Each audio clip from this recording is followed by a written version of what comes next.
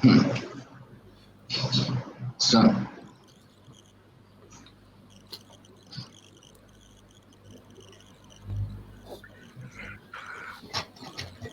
আসসালামু আলাইকুম এবং সবাইকে স্বাগতম আজকে স্বাস্থ্য কথনে। এবং স্বাস্থ্য কথন আমাদের স্বাস্থ্য কথন Bangla health and nutrition organisation কর্তৃক আয়োজিত আজকে স্বাস্থ্য কথনে সবাইকে আমি স্বাগত জানাচ্ছি। এই স্বাস্থ্য কথন অনুষ্ঠানটি বা প্রোগ্রামটি সম্পূর্ণ পরিকল্পনা করা হয়েছে আমাদের অডিয়েন্স দর্শকদের জন্য, এবং এই প্রোগ্রামটি লাইভ আপনারা দেখতে পাচ্ছেন নিউট্রিশনিস্ট তাসলিমা হক পেজ থেকে, সেই সাথে আছে নিউট্রিশন অ্যান্ড হেলথ অর্গানাইজেশনের পেজ থেকে এবং নিউট্রিশন অ্যান্ড হেলথ সার্ভিসেস এর গ্রুপ থেকে। সবাইকে স্বাগতম আজকের এই প্রোগ্রামে। আমাদের প্রোগ্রামে আজকে উপস্থিত আছে তাদেরকে আমি সবাই পরিচয় করিয়ে দিই। সবার প্রথমে আছেন, আমি পরিচয় করে দিই, ডক্টর শাফকাত হায়দার চৌধুরী। উনি centre director Ibrahim general hospital, Savar, Dhaka. এরপরে আছেন পুষ্টিবিদ তাসলিমা হক, উনি বিআইএইচ জেনারেল হসপিটালের পুষ্টিবিদ। এরপর আছেন ডক্টর রফিকুল ইসলাম, মুখ্য বৈজ্ঞানিক কর্মকর্তা, বাংলাদেশ কৃষি গবেষণা কাউন্সিল এবং বিশ্ব ভাইরাস বিজ্ঞানী, ভাইরাস নিয়ে কাজ করছেন, ভ্যাকসিন নিয়ে কাজ করেছেন। সেই সাথে বাংলাদেশ সোসাইটি ফর ফুড সেফটির প্রেসিডেন্ট হিসেবে আছেন এবং Bangladesh society for microbiology, immunology and advance বায়োটেকনোলজির প্রেসিডেন্ট হিসেবে উনি দায়িত্ব পালন করছেন। এরপর আছেন ডক্টর সাদিয়া আফরিন, উনি বারডেমের সিনিয়র মেডিকেল অফিসার। এবং আমাদের সাথে আছেন একজন বিদেশি গেস্ট, ডক্টর রামবাবু গিরি, উনি ম্যানেজিং ডিরেক্টর আপনার বিএনসি মেডিকেল কলেজ অ্যান্ড পূর্বাঞ্চল ক্যান্সার হসপিটাল, ঢাকা, নেপাল থেকে। সবাইকে আজকে স্বাগত জানাচ্ছি। আর দর্শকদের উদ্দেশ্যে প্রথমে বলিনি, আপনাদের যদি কোনো প্রশ্ন থাকে আপনারা আমাদের ফেসবুক পেজ এবং গ্রুপের আপনি কমেন্ট সেকশনে আপনারা প্রশ্ন করতে পারবেন। আমরা সেখান থেকে প্রশ্ন নিয়ে আপনাদের প্রশ্ন যথাযথ উত্তর, এবং যদি আপনি স্পেসিফিক কাউকে প্রশ্ন করতে চান তাহলে সেখানে আপনি মেনশন করতে পারেন কার কাছে আপনি প্রশ্ন করতে পারবেন। প্রশ্নটা যথাসম্ভব সংক্ষিপ্ত হওয়া বাঞ্ছনীয়। আমরা আজকে এখানে সমবেত হয়েছি যে কারণে, সেটা আমরা সবাই জানি যে গত ডিসেম্বরে চায়নাতে করোনা ভাইরাসের, চায়নার উহানে করোনা ভাইরাসের যে উৎপত্তি, সেই আলোকে আমাদের দেশ সহ সারা পৃথিবীতে এখন একটা অস্থির সময়ের মধ্যে দিয়ে আমরা পার করছি। এই অস্থির সময়ের মধ্যে আমাদের স্বাভাবিক জীবনযাত্রা যেমন অচল হয়ে পড়েছে, তেমনি আমাদের ব্যবসা, আমাদের চাকরি, আমাদের পড়াশোনা থেকে শুরু করে সবকিছুই আজকে আমাদের বন্ধ। এই শ্বাসরুদ্ধকর অবস্থা থেকে পরিত্রাণ আমরা কতদিনে পাবো, এবং এই শ্বাসরুদ্ধ পরিস্থিতিতে আমাদের বিভিন্ন ধরনের শারীরিক মানসিক সমস্যা কিভাবে আমরা সেগুলো মোকাবেলা করব, সেগুলো নিয়ে আজকে আমাদের অনুষ্ঠান। এই ব্যাপারে প্রশ্ন উত্তর জন্য আমাদের বিশেষজ্ঞ প্যানেল যারা আছেন তারা আজকে আপনাদের প্রশ্নের উত্তর দিবেন। প্রথমে আমি যে জিনিসটা সবার কাছে সবার উদ্দেশ্যে যেটা বলতে চাই সেটা হলো যে এই করোনা ভাইরাস রোগটি বা কোভিড-19 রোগটি, সেই রোগটি বর্তমান অবস্থা হলো 50 লক্ষেরও বেশি মানুষ আজকে আক্রান্ত সারা পৃথিবীব্যাপী।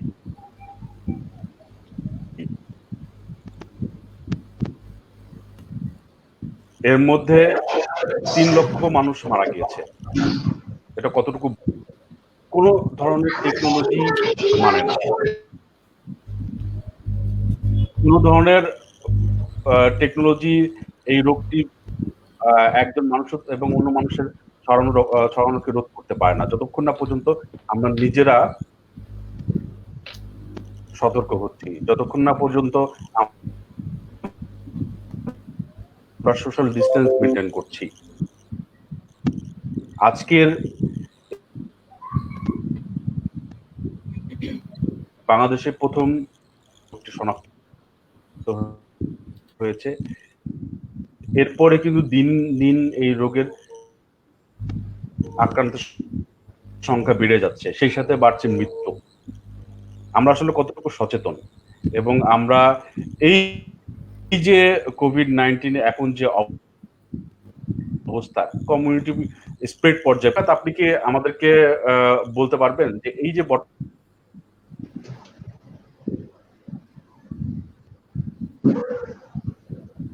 হ্যালো, প্রিপেয়ারনেস নিয়ে রাখতে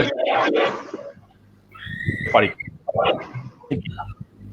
এবং এই প্রিভেন্টিভ মেজারগুলো আমরা ব্যক্তিগত পর্যায়ে এবং কমিউনিটি পর্যায়ে এবং পারিবারিক পর্যায়ে কিভাবে নিতে পারি, এভাবে ডক্টর সাক্কাত যদি আমাদেরকে কিছু বলেন। ধন্যবাদ। সবাইকে ধন্যবাদ জানিয়ে শুরু করছি। আসলে একটি crisis period, if I say, it's a difficult crisis period for which we were not at all prepared. The only thing we can do at this stage of community spread is to stay home. First thing is you stay home. Unless and until it is necessary, আপনার যদি খুব প্রয়োজন না হয়, don't go out of your house. এটা হচ্ছে প্রথম এবং প্রধান শর্ত। দ্বিতীয় শর্ত হচ্ছে আপনার বাসায় যে বড় এবং ছোটরা আছে, মানে elderly people and the younger age group, create a distance between them, তাদেরকে আলাদা করেন। দ্বিতীয় জিনিস হচ্ছে আপনার স্বাস্থ্য যত্নের বিষয়ে আপনার যে পরিষ্কার পরিচ্ছন্নতা বা আপনার যে hygiene, try to maintain the hygiene as much as possible. Whatever you are doing, you try to drink plenty of water but make it lukewarm. You take plenty of fruits but make it citrus fruit, মানে লেবু, কমলা লেবু, বাতাবি লেবু, apple, এই জাতীয় fruit গুলা একটু বেশি খাওয়া। আর তার চেয়ে সবচেয়ে বড় ইম্পর্টেন্ট জিনিসটা হচ্ছে নিজেকে বোঝা, নিজেকে মানসিকভাবে শক্ত রাখা। আপনার যে ঘরের পরিবেশটা আছে সেখানে সবসময় এমন কোনো আলোচনা না করা যেটা আপনাকে মানসিকভাবে বাধাগ্রস্ত করবে বা দ্বিধাগ্রস্ত করবে। Try to keep yourself as calm as possible. Try to remain mentally calm. Try to spend this time, take it as an advantage. Normally in your day-to-day busy schedule, you never used to get time to give it to your family. Now try to give time to your family. Try to laugh with them. Try to play small games within the house so that your kids remain happy.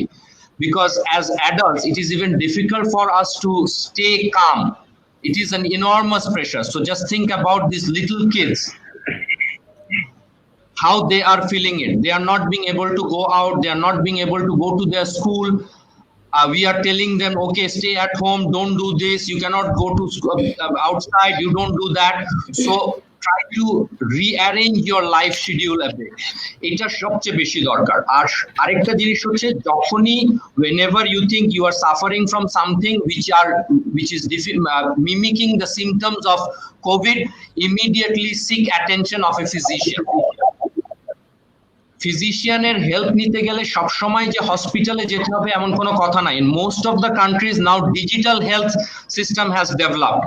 You can go for online interventions. If I give you an example, Bangladesh Diabetic Association has developed certain online intervention program for its diabetic patients. Call to that emergency number. Talk to that physician.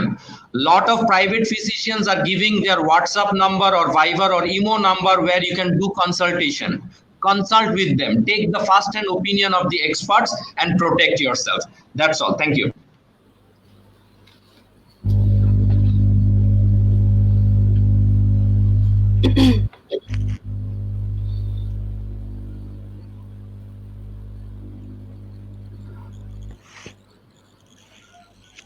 আমি এটুকু দিয়ে শেষ করব। আচ্ছা, ধন্যবাদ doctor সাক্কাত। আমরা আপনার কাছে পরবর্তীতে আবার আসব। আমি এখন ডক্টর রফিকুল ইসলাম স্যারের কাছে জানতে চাচ্ছি যে এই যে আপনার করোনা ভাইরাস, যে ভাইরাসটা আছে, সেই ভাইরাসটি কি আসলে নতুন কিনা, বা এই ভাইরাসটা আমাদের কি আগে ছিল কিনা, বা যদি আগে থেকে থাকে এটা কেন এত মারাত্মক অবস্থা হলো, এবং এই ভাইরাসটা আসলে কিভাবে মানে আমাদের মানুষকে ইনফেক্ট করছে সেই সম্পর্কে যদি কিছু বলতেন। ধন্যবাদ, সবাইকে স্বাগত জানাচ্ছি। আসলে এই ভাইরাসটা যদি বলি, আসলে এই ভাইরাসটা নতুন কোনো ভাইরাস না। আপনারা জানেন এর আগে সার্স 2003 সালে ছিল সার্স ভাইরাস, তার আগে 2012-তে সংক্রমণ ছড়িয়েছিল মার্স, তো এই ভাইরাসের সার্স ভাইরাস, সার্স এটাই আমরা করোনাকে আরেকটা নামে বলি, যেটা হচ্ছে সার্স করোনা ভাইরাস 2, অর্থাৎ সার্সেরই আরেকটি রূপ হচ্ছে এই করোনা ভাইরাসটা। সুতরাং এই ভাইরাসটা টোটালি যে নতুন সেটা না, এই সার্স মার্স প্রত্যেকটা হচ্ছে করোনা ভিরিডি ফ্যামিলিরই একটি নতুন মেম্বার। সুতরাং এটা আমাদের জন্য নতুন কিছু না, কিন্তু প্রশ্ন হচ্ছে যে অন্য দুইটা ভাইরাস যেগুলো ছিল সেগুলো সংক্রমণ এত ছড়ায়নি কেন, বা এই সংক্রমণটা এত বেশি ছড়াচ্ছে কেন? আসলে এই ভাইরাসটা কি অন্য ভাইরাস থেকে একটু ডিফারেন্স এই সেন্সে যে এই ভাইরাসটা দ্রুত একজন ম্যান টু ম্যান কন্ট্যাক্টে এটা দ্রুত ছড়িয়ে পড়ে। এবং যখন চীনে প্রথম 31শে ডিসেম্বর প্রথম এটা সংক্রমণটা শনাক্ত করা হয়, তারপর মাত্র 5 মাসও হয়নি, এই 5 মাসের মধ্যে সারা পৃথিবীতে প্রায় 51 লক্ষ লোক আক্রান্ত হয়ে গিয়েছে। তার মানে সার্স ও মার্সের থেকে এই ভাইরাসটা ডিফারেন্ট, এবং এর মধ্যেও কিন্তু ইতিমধ্যে কিছু মিউটেশন চলে এসেছে, যেটা হচ্ছে দ্রুত আমাদেরকে সংক্রমণ করছে। এবং আরেকটা বিষয় দেখেন, এই 50 লক্ষ যে আক্রান্ত হয়েছে তার মধ্যে প্রায় 3,30,000 অলরেডি মানুষ সারা পৃথিবীতে মারা গিয়েছে। এবং বাংলাদেশে এই ভাইরাসটা কিন্তু খুবই দ্রুত স্প্রেড করছে। আমাদের দেশে প্রথম এই রোগটি শনাক্তকরণ হয়, মাত্র 3 জন শনাক্ত হয় মার্চের 8 তারিখে, আজকে মের হচ্ছে 22 তারিখ। এই মাত্র 74 দিনের মধ্যে বাংলাদেশে প্রায় 30,000 লোক এই রোগটিতে আক্রান্ত হয়েছে এবং মারা গিয়েছে অলরেডি 432 জনের মতো। সুতরাং এটুক থেকে আমরা বুঝতে পারি যে ভাইরাসটা কতটা মারাত্মক। যদি এই টোটাল হিসেবে মর্টালিটি বা মৃত্যুর হারটা খুব বেশি না, 5 to 6% বা কান্ট্রি অনুযায়ী ভেরি করছে, কিন্তু এতে প্রচুর পরিমাণ হিউম্যান কেস আমরা পাচ্ছি, যার কারণে অর্থনৈতিকভাবে আমরা ক্ষতিগ্রস্ত হচ্ছি, সামাজিকভাবে আমরা ক্ষতিগ্রস্ত, মানসিকভাবে আমরা ক্ষতিগ্রস্ত হচ্ছি। সুতরাং এই ব্যাপারে আমাদেরকে এখনই যদি আমরা সচেতন না হই, নিজের থেকে আমরা যদি সচেতন না হই, তাহলে এই ভাইরাসটি আমাদের জন্য আরো মারাত্মক কিছু বয়ে আনবে সামনের দিনগুলোতে। ধন্যবাদ ডক্টর রফিকুল ইসলাম। আমরা আপনার কাছে আবার আসবো, আরো অনেক জিজ্ঞাসা আছে আপনার কাছে। এবার আমি একটু জানতে চাচ্ছি আপনার ডক্টর সাদিয়া আফরিনের কাছে, যে এই কোভিড-19 রোগের আসলে মূল উপসর্গগুলো কি, সিমটমস গুলো কি কি, যেগুলো আসলেই বলা যেতে পারে যে এটা হলো কোভিড-19 সিমটমস? ধন্যবাদ ভাইয়া ডক্টর সাদিয়া জন্য, আমাকে সুযোগ দেওয়ার জন্য। আমরা যেখানে আজকে কথা বলতে এসেছি এখানে যে কোভিড-19 নিয়ে কথা বলতে চাচ্ছি, যে এখন সবার মনে একটা জিজ্ঞাসা বা প্রশ্ন, এখন টক অফ দ্য টাউন যেটাকে বলছি আমরা ন্যাশনালি ইন্টারন্যাশনালি সবকিছু নিয়ে। তো এটার সাইন সিমটম ইতিমধ্যে হয়তো আমরা কিছু জেনে ফেলেছি কিছু কিছু মাধ্যমে ইন্টারনেট বা নিউজ পেপার থেকে, বাট আমি যেটা একটু ক্লিয়ার করে বলতে চাই সেটা হচ্ছে যে বেসিক্যালি আমরা এটাকে 3টা ভাগে ভাগ করতে পারি, মাইল্ড, মডারেট আর সিভিয়ার, অ্যাকর্ডিং টু মানে ইনফেকশনটা কতখানি পেশেন্টটাকে এফেক্টেড করছে তার উপর ডিপেন্ড করে। এছাড়াও আরেকটা ক্যাটাগরি এখন ইদানিং খুব বলা হচ্ছে, সেটা হচ্ছে যে অ্যাসিমটোমেটিক। একটা হিউজ অ্যামাউন্ট অফ পার্সন বা পেশেন্ট হচ্ছে অ্যাসিমটোমেটিক থাকছে, তারা বুঝতে পারছেন না, হয়তো তাদের ইমিউনোসাপ্রেসিভ অ্যাবিলিটিটা একটু হাই, বা তাদের ইয়ং এজ বা আদার্স ফ্যাক্টর গুলো ভালোভাবে কাজ করছে, তাদের ক্ষেত্রে দেখা যাচ্ছে অ্যাসিমটোমেটিক। আর যারা সিমটম নিয়ে আমাদের সামনে এক্সপ্রেস করছে তাদের মধ্যে দেখা যাচ্ছে যে মাইল্ড সিমটম বলছি আমরা, যাদের ক্ষেত্রে দেখা যাচ্ছে শুধু একটু flu like symptom, seasonal flu like symptom, যেমন একটু হালকা কাশি বা একটু গলা ব্যথা ট্যাথা, এরকম হালকা টাইপের জিনিসপত্র নিয়ে প্রেজেন্ট করছে, সেই ক্ষেত্রে এটাকে আমরা বলছি মাইল্ড। আর মডারেটলি কিছু করছে, যেমন মাইল্ড সিমটমের সাথে তারা কিছু নিউমোনিক প্রেজেন্টেশন টাইপের হয়তো বা ফ্লুটা একটু বেশি পর্যায়ে বেশি সাফার করাচ্ছে, বা ফিভার থাকছে সাথে। মাইল্ডের মধ্যে আমরা এটাকে, মডারেটের মধ্যে এটাকে 2 ভাগে বলতে পারি। একটা হচ্ছে যে moderate symptom without other comorbidity factor present or absent. Comorbidity factor মানে আমি বলতে চাচ্ছি যে কিছু রোগ আছে আমাদের যেগুলোকে নন কমিউনিকেবল ডিজিজ বলি, বা ভাইটাল অর্গান বলি, যেগুলো যেমন ধরেন হার্ট ডিজিজ বা লিভার ডিজিজ বা ক্রনিক কিডনি ডিজিজ গুলোর ক্ষেত্রে, অথবা সবচেয়ে important, one of the most important হচ্ছে ডায়াবেটিস মেলাইটাস পেশেন্ট বা ক্যান্সার পেশেন্ট গুলো যারা থাকছে আমাদের, এইসব ক্ষেত্রে কিন্তু তাদের ক্ষেত্রে দেখা যাচ্ছে যে মডারেট সিমটম হলেও দেখা যাচ্ছে যে তারা বেশ একটু ঝুঁকির মধ্যে চলে যাচ্ছে। তো সেই ক্ষেত্রে এটাও একটা আমাদের কনসার্নের মধ্যে এসে পড়ছে, তাদের ফিভার, কাফ এবং খুব হাই টেম্পারেচার থাকছে দেখা যাচ্ছে। ড্রাই কাফ একটা খুবই প্রমিনেন্ট ফিচার, ড্রাই কাফটা। তারপর হচ্ছে যে সিভিয়ার উইকনেস, জেনারেলাইজ উইকনেস এটাকে বলি, সিভিয়ারলি পেশেন্টটা হয়তো খারাপ ফিল করছে, যে দেখা যাচ্ছে রেস্ট নেওয়া হচ্ছে, খাওয়া দাওয়া হচ্ছে, টুকটাক ওষুধও খাচ্ছে, তারপরও তার মধ্যে জিনিসটা ইমপ্রুভমেন্ট না হয়ে আরো আস্তে আস্তে খারাপের দিকে যাচ্ছে।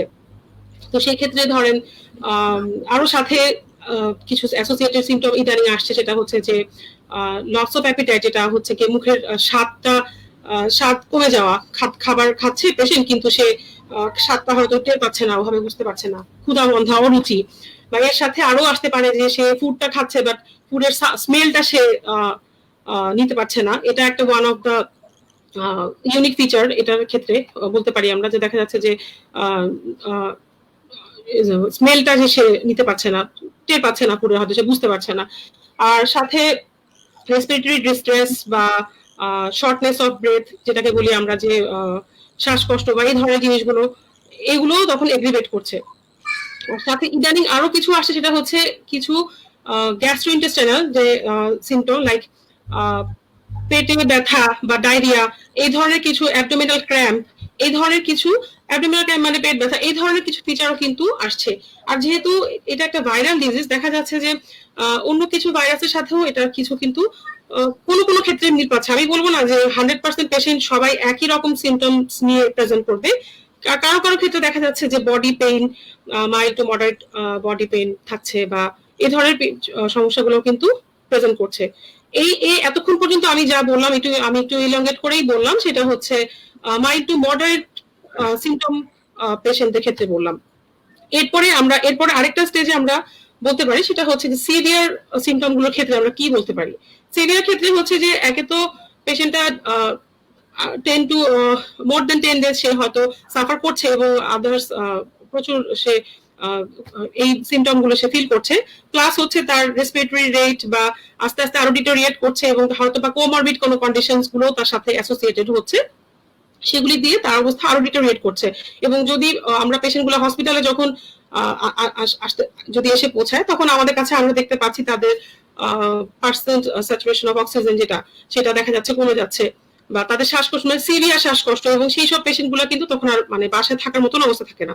তো আমি অ্যাকচুয়ালি বলতে চাইলাম যে asymptomatic, mild, moderate and severe, মোটামুটি এই চারটা ক্যাটাগরিকে আমরা এখন ব্রডলি এটাকে একটু ক্লাসিফাই করতে পারি সাধারণভাবে বোঝার জন্য। তো ধন্যবাদ ভাইয়া। ধন্যবাদ ডাক্তার সাদিয়া আফরিনকে। আমরা জানতে পারলাম যে আসলে এইটার কি, কেন মারাত্মক অবস্থা এই ভাইরাসটি কি ধরনের সিমটমস তৈরি করে। আমরা আরো জানতে পারলাম যে এটা কিভাবে প্রিভেন্ট করা যেতে পারে বা প্রিপেয়ার্ড হতে পারি আমরা, সে সম্পর্কিত আমরা জানলাম, আরো জানবো ভবিষ্যতে। আমার যে প্রশ্নটা এখন আসবে ডক্টর শাফকাতের কাছে, সেটা হলো যে আমাদের দেশে এই কোভিড রিলেটেড বা কোভিড নিয়ে অ্যাকচুয়ালি মৃত্যুর হারটা বেশি, নাকি হলো কোভিড এর সাথে অন্য কোনো ফ্যাক্টর বা স্বাস্থ্যগত সমস্যা এই মৃত্যু হারটাকে আরো বেশি ত্বরান্বিত করছে? থ্যাংক ইউ মাহমুদ ভাই ফর আ নাইস কোয়েশ্চেন। জিনিসটা খুব স্বাভাবিক। আমাদের দেশে সবার আগে বুঝতে হবে যে আমাদের দেশে যে টেস্ট করা হচ্ছে সেটার পরিমাণ অনেকটা বেড়েছে। আমরা যখন শুরু করেছিলাম যে পরিমাণ টেস্ট পার ডে আমরা করতাম, তার চেয়ে আমরা অনেকটা এগিয়ে এসেছি, but still it's not enough. সুতরাং যে মৃত্যুগুলো হচ্ছে সেগুলোকেও আলাদাভাবে ডিটারমিন করা যে এটা covid case, death due to covid or it is death due to something else, it is not yet possible. তবে একটা জিনিস এটা আনডাউটেডলি মেনে নিতে হবে, সেটা হচ্ছে যে দেশের স্বাস্থ্য ব্যবস্থায় একটা অচল অবস্থার সৃষ্টি হয়েছে। এখানে দুটা কারণ আছে, একটা হচ্ছে স্বাস্থ্যকর্মীদের সুরক্ষা, দ্বিতীয় জিনিস হচ্ছে যারা সাধারণ মানুষ আছেন দেশের, তারা ভয়ে আছেন। They are completely afraid to go out to the hospital. They are thinking if I go to the hospital I will get infected. so they are not going. So even the patients with diabetes or chronic renal failure or heart failure, they are not getting the treatment. So those comorbid condition also has increased.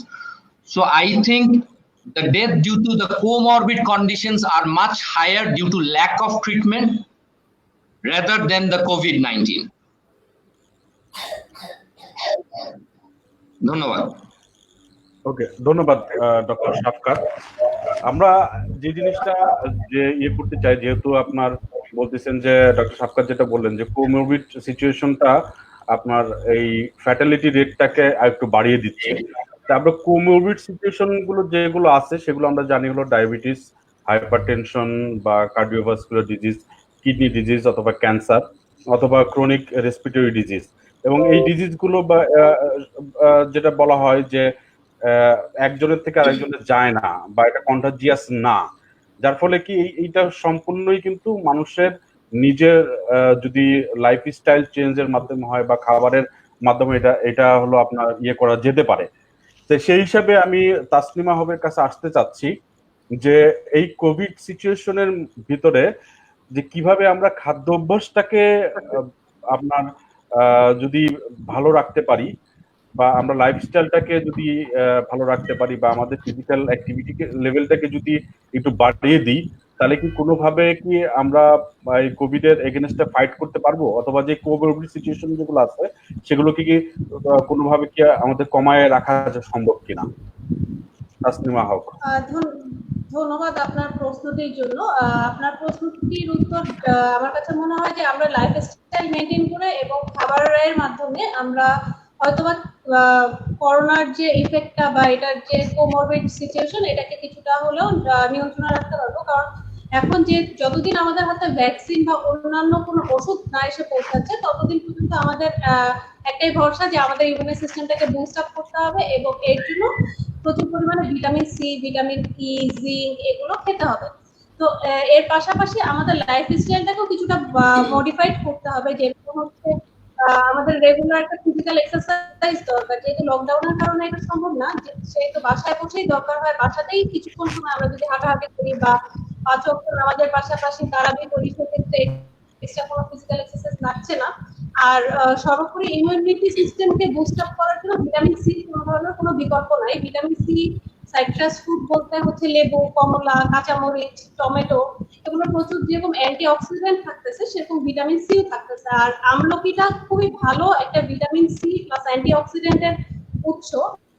আর আমাদের দেহ যেহেতু vitamin সিটাকে হচ্ছে store করতে পারে না, সেহেতু আমাদের প্রতিদিনই কিছু না কিছু পরিমাণে ভিটামিন সি ইনটেক করা উচিত। একটা সুস্থ প্রাপ্তবয়স্ক মহিলার কমপক্ষে 75 মিলিগ্রাম ভিটামিন সি নেওয়া উচিত বা একজন সুস্থ পুরুষের 90 গ্রাম নেওয়া উচিত। ভিটামিন সির খুব একটা সাইড এফেক্ট নাই, যেটা পরিমাণে বেশি হলে কিছু হতে পারে, কিন্তু যদি 2000 মিলিগ্রামের উপরে হয়ে যায় সেক্ষেত্রে দেখা যায় কিছু সাইড এফেক্ট দেখা যায়। পেট খারাপ হতে পারে বা হচ্ছে তখন মাথা ঘোরাতে পারে, অন্যান্য শরীর খারাপের যে উপসর্গগুলো দেখা যায় সেটা হতে পারে। আর ভিটামিন ডিটা এই সময় বেশি খেতে বলা হচ্ছে। ভিটামিন ডি বলতে ডিমের কুসুম, সারাদিনে 1 গ্লাস দুধ, একটা কুসুম সহ ডিম, একটা সারাদিনে কুসুম সহ ডিম খাওয়া যেতেই পারে।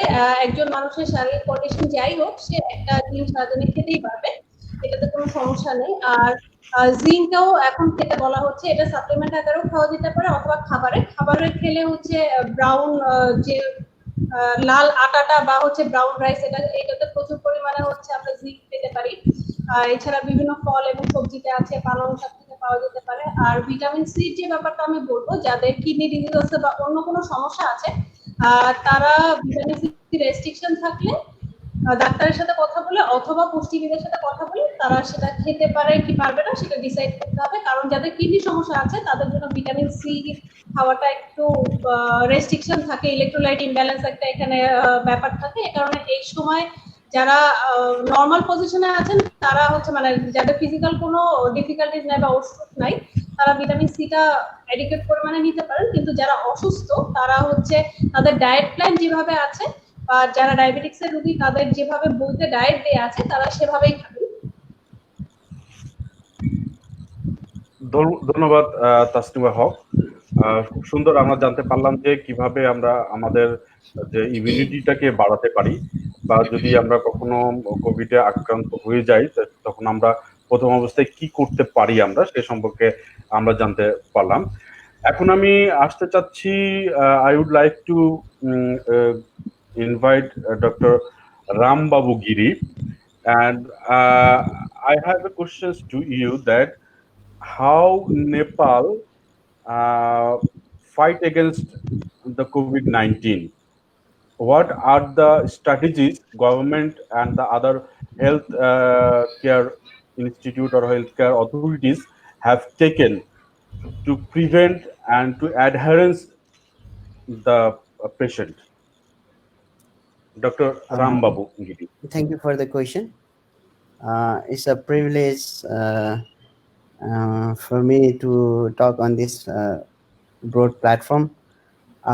In Nepal, since the early epidemic, we have closed down, or since I have mentioned that Nepal is a landlocked country and it borders with China and India. And Bangladesh is also not too far from Nepal.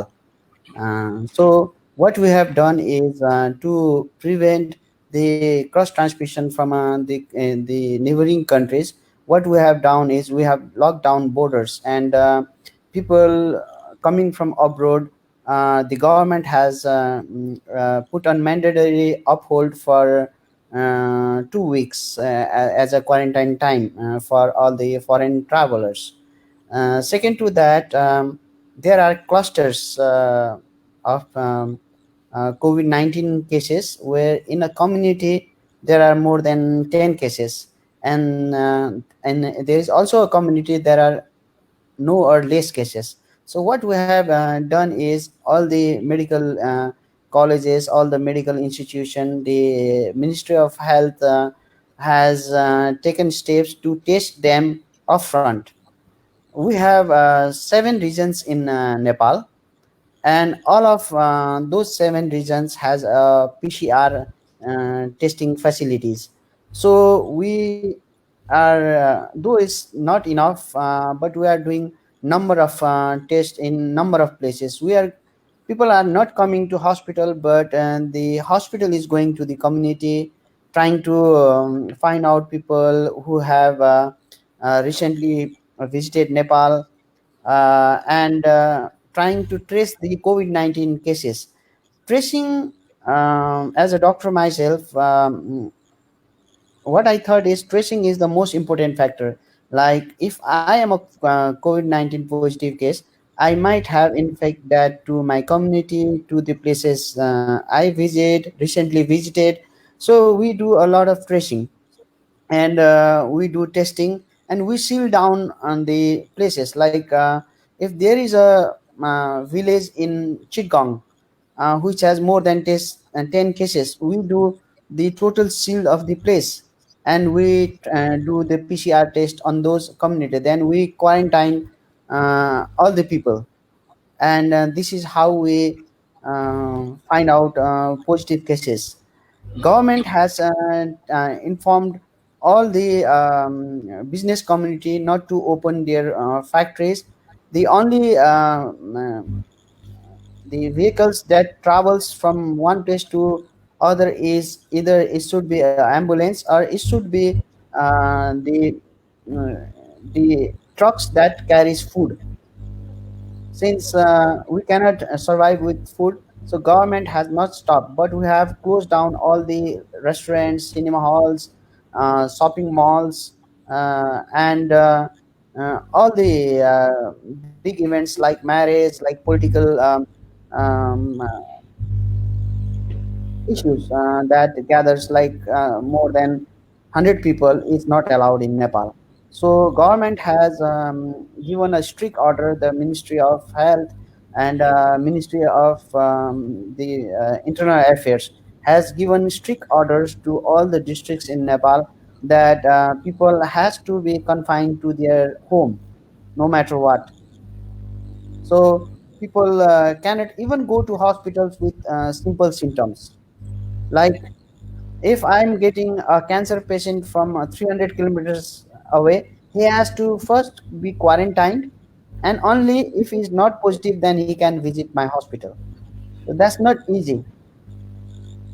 So though it has some hazards, government no policy can stop coronavirus, but it can at least limit its spread, and that's the only treatment we have right now.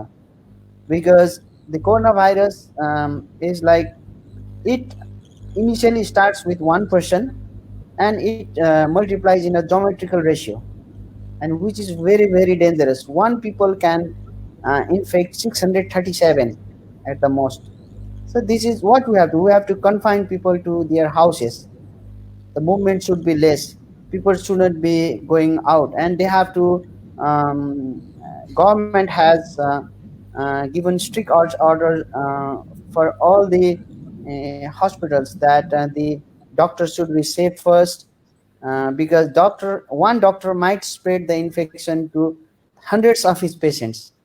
Not only patient can infect the doctors, but doctors also can, or nurses can also infect a lot of patients. So we have the PPE, protective equipment on place. We have N95 masks that's recommended by World Health Organization. So we have done strict measures, and whoever visits the hospital has to go through the fever clinic. That's the initial thing, because it's a silent thing. It doesn't show, lot of cases doesn't show symptoms, and the symptoms develop lot later, as late as 14 days. So this is what we have been doing now. Yeah. Okay, thank you, Dr. Rambabu Giri. So I have আমি যেটা জানতে চাচ্ছি যে doctor Shafqat এবং doctor Rafiqul Islam দুজনের কাছে আমি জানতে চাচ্ছি, যেহেতু একজন হলো পাবলিক হেলথ স্পেশালিস্ট, স্পেশালি যে আপনার হেলথ ইকোনমিক্স নিয়ে উনি রিসার্চ করেন, আরেকজন হলো ডক্টর রফিকুল ইসলাম, উনি এমন একটা পজিশনে আছেন যেখান থেকে সারা বাংলাদেশের আপনার বিশেষ করে কৃষি এবং খাদ্য সম্পর্কিত যে গবেষণাগুলো হচ্ছে বা এই সম্পর্কিত যে আপনার উৎপাদন সম্পর্কিত বা অন্য যেগুলো আসছে সেগুলো সম্পর্কিত উনি অবগত থাকেন। এই দুটোই হলো আমাদের ইকোনমি সম্পর্কিত। আমি দুজনের কাছেই যে প্রশ্নটা করতে যাচ্ছি ওয়ান বাই ওয়ান, প্রথমে আমি ডক্টর শাফকাতের কাছে আসবো, তারপর ডক্টর রফিকের কাছে। সেটা হচ্ছে এই যে বর্তমানে যে অবস্থাটা, যে আপনার লকডাউন অবস্থা বা আপনার কাজকর্ম বন্ধ, বা এটা কতদিন চলবে যায় না, আপনাদের স্কুল কলেজও বন্ধ, এগুলো আমাদের দেশের মানুষের উপরে বিভিন্ন ক্লাসে, যেমন লোয়ার ক্লাস বা মিডিল ক্লাস বা আপার ক্লাস, এই ধরনের কোন ক্লাসে আসলে কি ধরনের ইফেক্ট ফেলছে, এবং ভবিষ্যতে বা নিকট ভবিষ্যৎ বা একটু দূরের ভবিষ্যতে এটা কি ইফেক্ট ফেলতে পারে ব্যক্তি জীবনে এবং সামাজিক জীবনে এবং রাষ্ট্র জীবনে, যদি কিছু বলতেন। ধন্যবাদ। প্রশ্নটা খুব সময় উপযোগী। লকডাউন জিনিসটাই বাংলাদেশের হিস্ট্রিতে বলতে গেলে বা ওয়ার্ল্ডের হিস্ট্রিতে বলতে গেলেও ইদানিং কালের মধ্যে খুব নতুন একটা বিষয়। আমরা এই শব্দটার সঙ্গে আসলে পরিচিত ছিলাম না। এই যে ব্যাপক হারে সবকিছু, কলকারখানা, আমাদের স্কুল কলেজ বিশ্ববিদ্যালয়গুলো, শিক্ষা প্রতিষ্ঠানগুলোকে বন্ধ করে দেওয়া, এবং আমাদের যেগুলো এক্সপোর্ট সেক্টর, স্পেশালি আমি যদি বলে থাকি আমাদের গার্মেন্ট সেক্টর, আমাদের ফরেন কারেন্সি আহরণের একটা বড় সেক্টর হচ্ছে আমাদের গার্মেন্টস সেক্টর। এই যে গার্মেন্টস সেক্টর গুলোকে আমাদের বন্ধ করে দিতে হয়েছে, আমাদের কলকারখানাগুলো বন্ধ হয়ে গেছে, আমাদের এক্সপোর্টটা অলমোস্ট নীলের কাছাকাছি, শূন্যের কোঠায় যে দাঁড়িয়েছে। এটার একটা লং টাইম এফেক্ট আমাদের পড়বেই, এ বিষয়ে কোনো সন্দেহ নেই। একটা জিনিস হচ্ছে মনে রাখতে হবে আপনাদের, যারা একদম নিম্ন মধ্যবিত্ত, যাদেরকে আমরা পভার্টি লাইনের নিচে যারা বসবাস করছে, তাদের উপরে এফেক্টটা কিন্তু এত বেশি না। আর কথাটা শোনাতে একটু হাস্যকর মনে হলো, কথাটা সত্যি হচ্ছে এদের ক্ষেত্রে এফেক্টটা কিন্তু বেশি না, কারণ এদের পার ডে ইনকামটা বা আয়টাই অনেক কম। তারা হয়তো এক বেলা একটা ভালো ফুড খেতে পারে, বাকি দুবেলা খেতেও পারে না। তাদের ক্ষেত্রে তেমন একটা এফেক্ট হচ্ছে না, কারণ তারা বেশিরভাগই বিভিন্ন জায়গা থেকে আহরণ করে সাহায্য নিয়ে বেঁচে থাকে, এটাই তাদের জীবিকা নির্বাহের একটা পথ। আর যেটা সবচেয়ে বড় এফেক্টটা হচ্ছে সেটা হচ্ছে মধ্যবিত্তীয় পরিবারগুলোর ক্ষেত্রে, যারা মধ্য আয়ের মধ্যে থাকে, একটা নিয়মিত একটা চাকরির মাধ্যমে তাদের একটা আয়ের উৎস হয়, যে চাকরিগুলো এখন বন্ধ হয়ে গেছে, বিশেষ করে বেসরকারি খাতগুলোতে যেখানে বেতন দেওয়া সম্ভব হচ্ছে না, এই পরিবারগুলাই কিন্তু সবচেয়ে বড় ঝুঁকির মধ্যে আছে, কারণ তারা রাস্তায় বেরিয়ে বা সরকারের কাছ থেকে ওইভাবে প্রণোদনা চাইতে পারে না, তাদের সেই তথ্যগুলো তারা দিতে পারে না সামাজিক কিছুটা আমি বলবো স্টিগমার কারণে।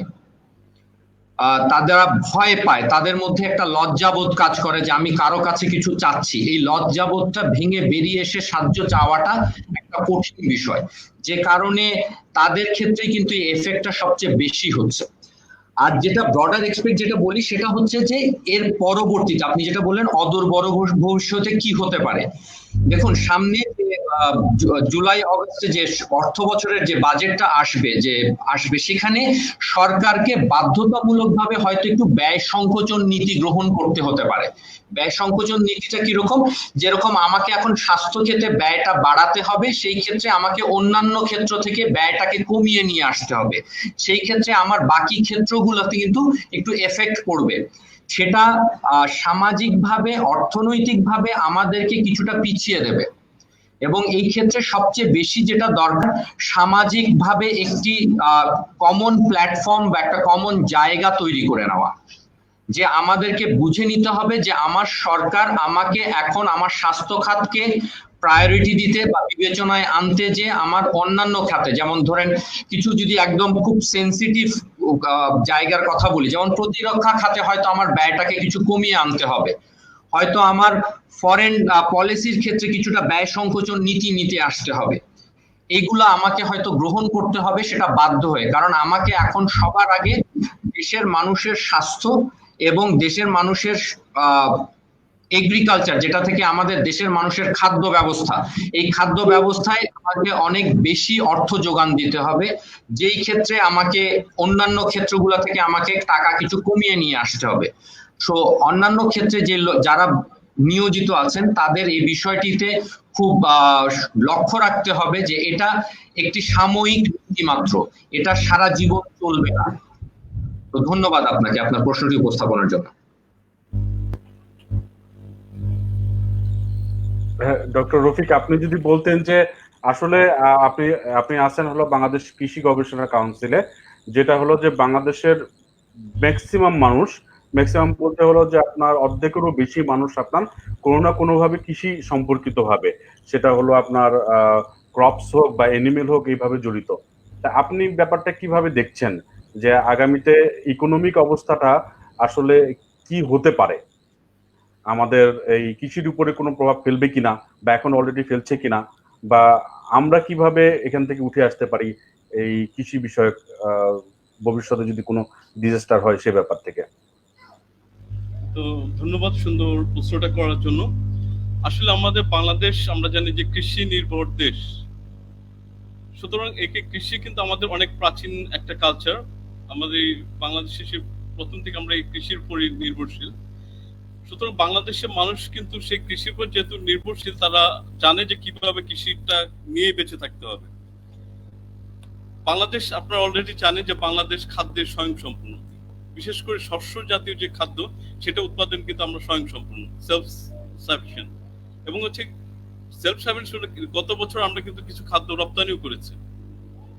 সুতরাং এখন প্রশ্ন হচ্ছে যে আমাদের যে করোনার যেটা ইফেক্টটা আসতেছে সারা ওয়ার্ল্ডে, বাংলাদেশের প্রতি এটা কি ধরনের খাদ্যের উৎপাদন বা এসব কি ধরনের ইফেক্ট আসবে।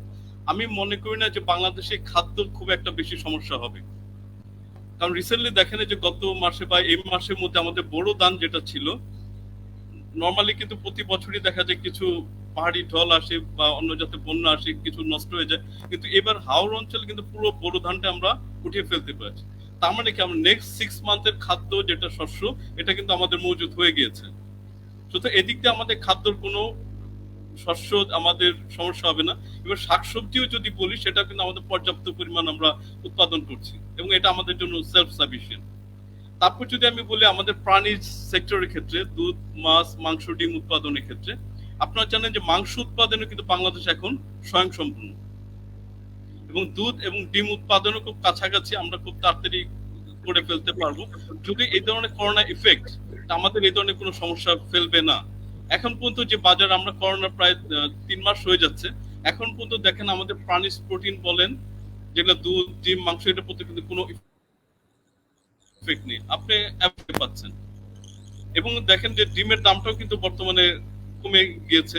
তারপরে যে মুরগির দাম এটা একটা স্টেপ আছে আমাদের, অর্থাৎ আমাদের দুধ ডিম মাছ মাংস যেটাই বলি আমরা সব থেকে কিন্তু আমরা সেলফ সাফিসিয়েন্ট। সুতরাং করোনা আমাদের খাদ্যের উপর কোনোদিন ইফেক্ট পড়বে বলে আমার মনে হয় না। ইভেন যেটা আমাদের লকডাউন পরিস্থিতির কারণেও যেটা ছিল যে বড় ধান কারা কাটবে, ধান কাটা নিয়ে একটা বড় সমস্যা বাংলাদেশে প্রতি বছরই হয় যে অনেক শ্রমিক উচ্চ মূল্য থাকে, ধানটা ঠিক মতো কাটা যায় না, দেরি হয়েছে। এবার কিন্তু সরকার দেখেন প্রথম দিকে যখন এই হাওড় অঞ্চলে এটা হচ্ছে ধানটা পেকে গেল তখন কিন্তু অন্য ডিস্ট্রিক্ট থেকে সরকার নিজস্ব তত্ত্বাবধানে কৃষি শ্রমিক নিয়েছে, ধান কাটার শ্রমিক নিয়ে এসে হাওড় অঞ্চলে পুরো 100% ধান কেটে দিয়েছে।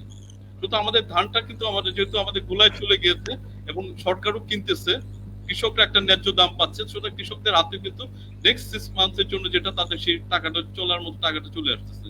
আর আমাদের প্রাণীজ যেগুলা বলতেছি এগুলা কিন্তু আমাদের সারা বছর রানিং, আমাদের প্রচুর পরিমাণ খামারি আছে পোল্ট্রি উৎপাদন করতেছে, তারপর দুধের ডেয়ারি খামারে অনেক বড় ডেয়ারি খামার আছে, আমাদের সমবায় সমিতিগুলো আছে যে মিল্ক বিটা বলি, তারপরে বেসরকারি যেগুলো আছে আড়ং আছে প্রাণ আছে, তারাও কিন্তু খামারিদের কাছে দুধ নিয়মিত কিনছে।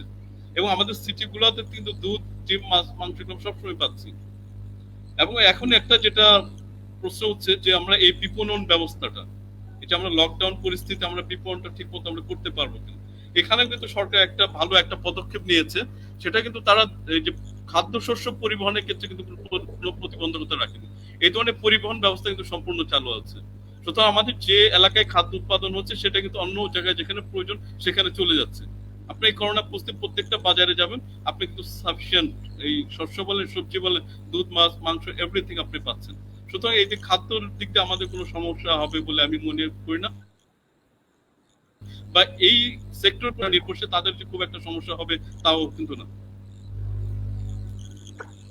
ধন্যবাদ ডক্টর রফিকুল ইসলাম। আমাদের কাছে বেশ কিছু প্রশ্ন এসেছে, আমরা কিছু প্রশ্নের উত্তর নিয়ে নিই। প্রথম প্রশ্নটা হলো তাসলিমা হকের কাছে, সেটা আমাদের একজন জানতে চেয়েছেন যে as an expert please describe what is the food habit for the COVID-19 affected people. যদি কোভিড-19 যদি কারো পজিটিভ হয়ে থাকে তার ক্ষেত্রে কি ধরনের খাবার বা আপনার হলো ডায়েট আপনি সাজেস্ট করতে পারেন সে সম্পর্কে জানতে চেয়েছেন একজন। ধন্যবাদ, প্রশ্নটি খুবই ভালো এবং সময় উপযোগী একটা প্রশ্ন। যে এখন আমরা সবাই বলছি যে আক্রান্ত হওয়ার আগে কি করতে হবে, কিন্তু কেউ আক্রান্ত হয়ে গেলে কি করতে হবে এটা নিয়ে একটু কমই আলোচনা করা হচ্ছে। তো এই প্রশ্নটার জন্য ধন্যবাদ। কেউ যদি কোভিড আক্রান্ত হয়ে যায় সেক্ষেত্রে তাকে অবশ্যই মেগা ডোজে ভিটামিন সি নিতে হবে। অন্যান্য ওষুধের পাশাপাশি ডাক্তার অন্যান্য যে ওষুধ দিলে তার পাশাপাশি মেগা ডোজে ভিটামিন সি নিতে হবে। ভিটামিন সির মাঝে হচ্ছে লেবু, তারপরে হচ্ছে আপনার কমলা লেবু ভিটামিন সির একটি খুবই ভালো উৎস। এখানে 100 গ্রাম কমলা লেবুর আনুমানিক 53 বা 54 মিলিগ্রাম হচ্ছে আপনি ভিটামিন সি পাবেন, যেটা খুবই ভালো উৎস। এছাড়া যদি বাজারে কোনোভাবে আমলকি অ্যাভেলেবেল থাকে বা আমলকি ম্যানেজ করা যায় তাহলে সেটাও খাওয়া যেতে পারে। আমলকিতে প্রচুর পরিমাণে ভিটামিন সি এবং অ্যান্টিঅক্সিডেন্ট আছে যা হচ্ছে ভিটামিন সি যে ঘাটতিটা এটা পূরণ করতে পারে। এছাড়া অ্যাসকর্বিক অ্যাসিড যেটা হচ্ছে এডিবল ফর্মে পাওয়া যায় সেটা খাওয়া যেতে পারে চিয়া সিডের সাথে মিক্স করে, প্রতি 30 মিনিট পর পর এটা খাওয়া যেতে পারে। আর ভিটামিন ডি ভিটামিন ই খেতে হবে সাথে, এবং যে খাবারগুলো আমাদের সহজে হজম হয় এরকম খাবার খেতে হবে। বেশি তেল মশলাযুক্ত খাবার খাওয়া যাবে না, এক্সট্রা সল্ট খাওয়া যাবে না। এবং খাওয়ার নিয়ন্ত্রণের পাশাপাশি যেটা হবে যে নিজেকে ভালো রাখতে হবে, যাতে ভালো থাকে সেরকম কাজ করতে হবে। আমাদের ইমিউনিটি বুস্টারের পাশাপাশি এই জিনিসগুলো ইম্পর্টেন্ট। এছাড়া দুবেলা সে লেবু পানি খেতে পারে, হালকা কুসুম গরম পানিতে একটু আদা কুচি দিয়ে, লং, দারচিনি, তেজপাতা দিয়ে 2 থেকে 3 বেলা এটা খেতে পারে। এগুলো হলো আমাদের ইমিউনিটি বুস্টার হবে। ধন্যবাদ তাসলিমা হক। আমাদের কাছে প্রশ্ন এসেছে, there is 2 questions to Dr. Ram. Number 1 is what is the effect of cancer patients in this crisis of COVID-19? There's a number one question. And number two is, what is the effect of lockdown among common people in Nepal? So please, if you would like to answer these two questions. First of all, thank you, Rukia Hossein, for the wonderful questions.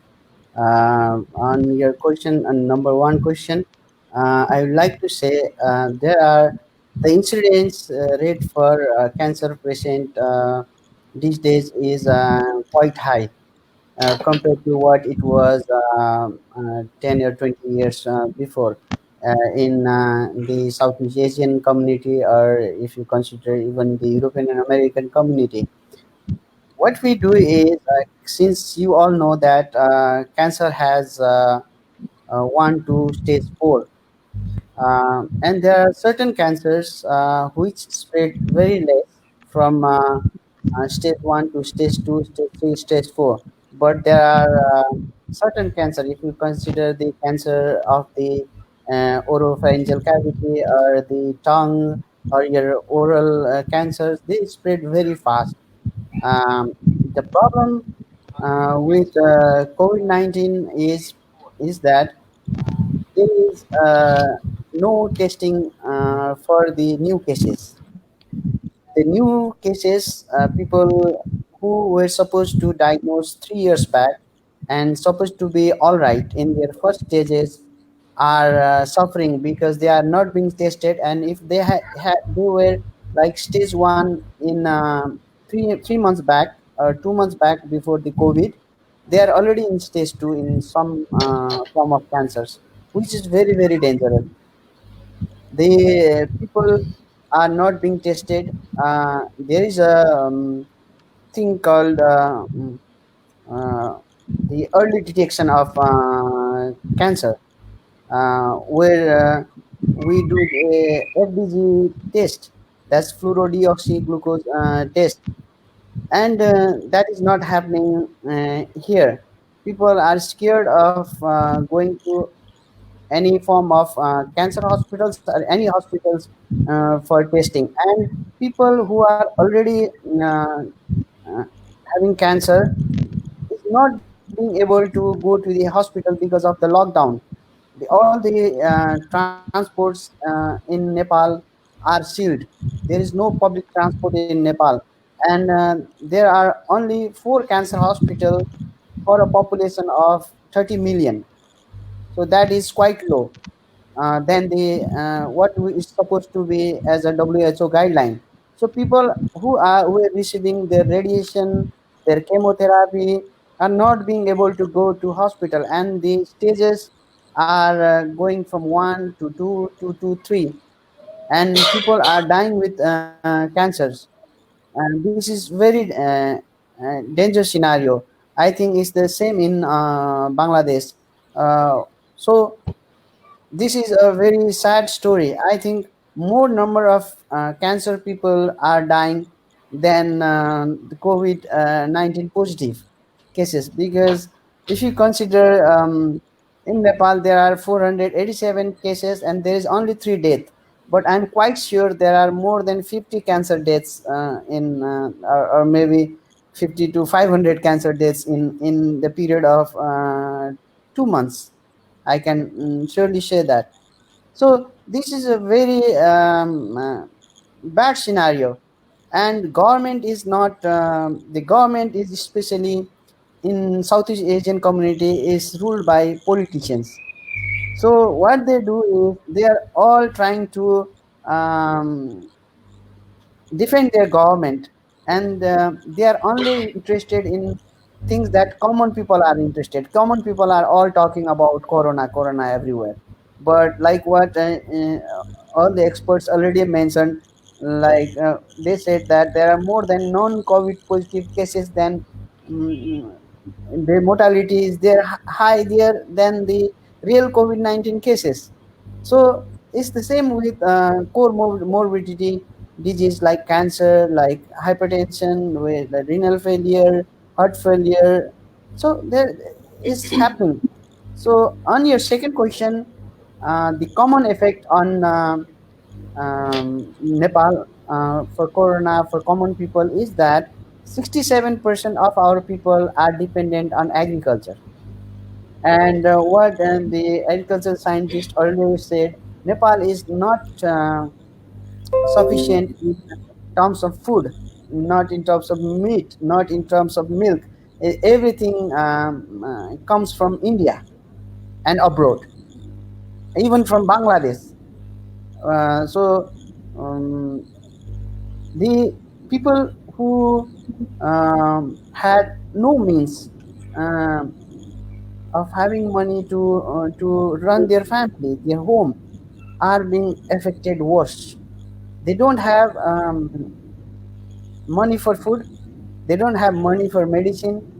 They don't have money to run the home. And I think more people are dying of that than the corona itself, because Nepal is a poor country, it's a third world country, and the government is very poor. So they cannot bring a stimulus to save these places. And like what we have discussed before, Bangladesh is dependent on the garment sector.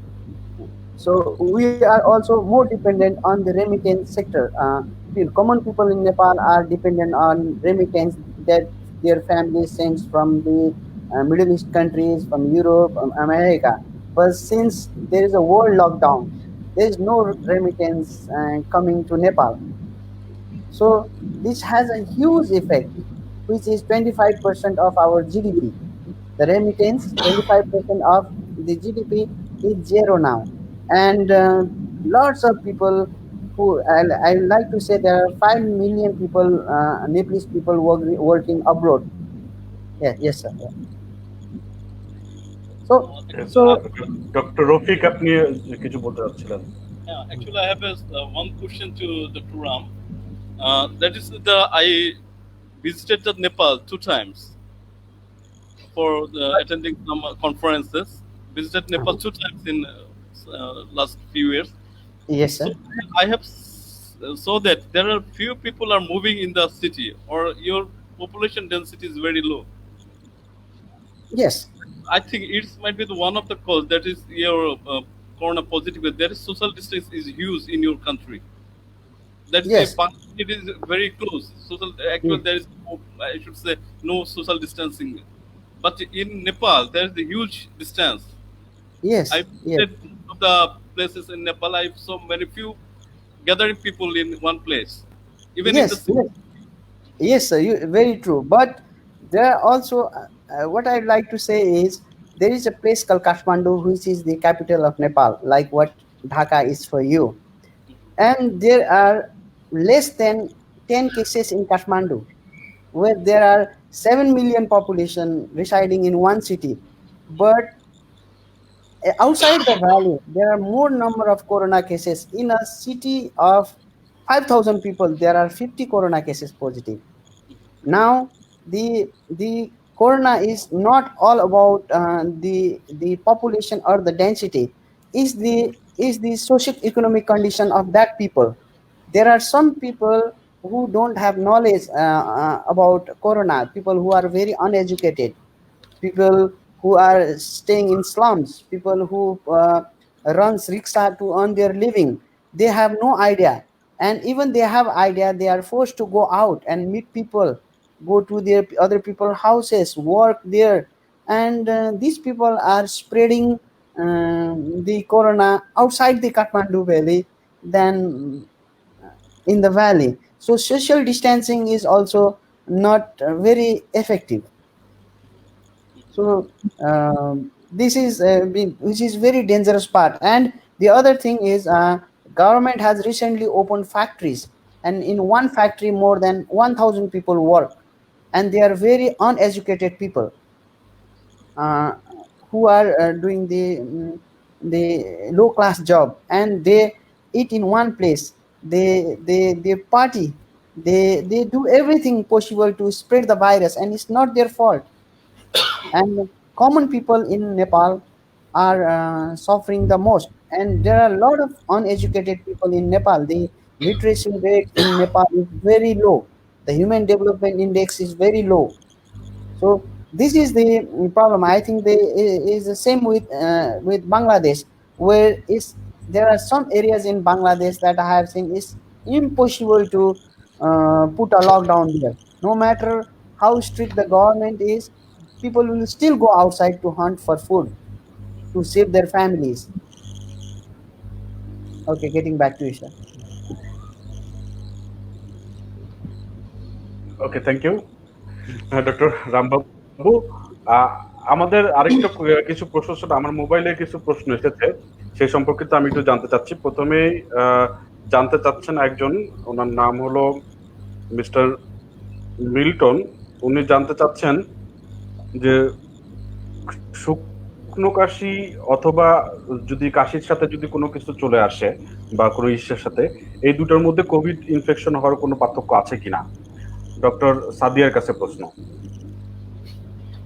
প্রশ্নটা উনি ধন্যবাদ আপনাকে প্রশ্ন করার জন্য। প্রশ্নটা যদি আরেকবার একটু কষ্ট করে রিপিট করতেন। শুকনো কাশি সাথে উনি কি বলতে চাচ্ছেন এক্স্যাক্টলি?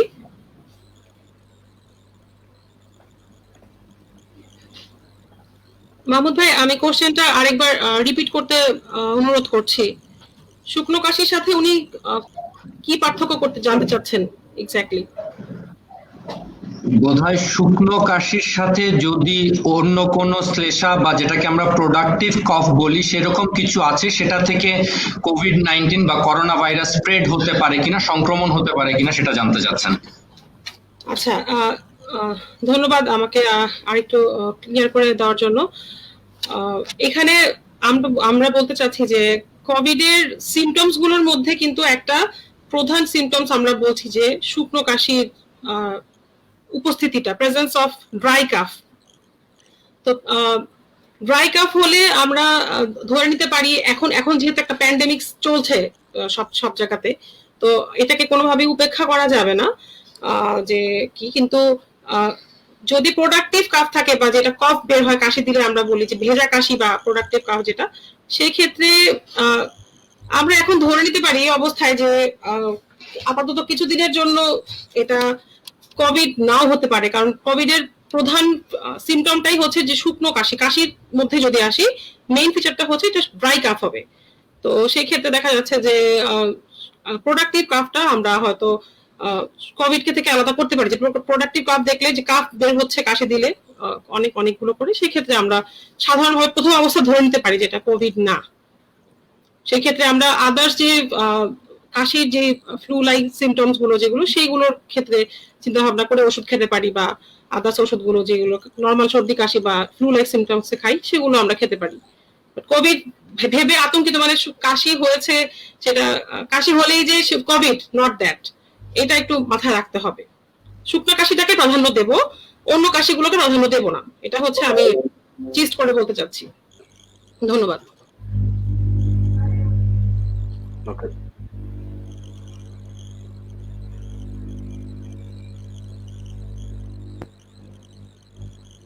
ওকে, ধন্যবাদ doctor Sadia আফরিনকে।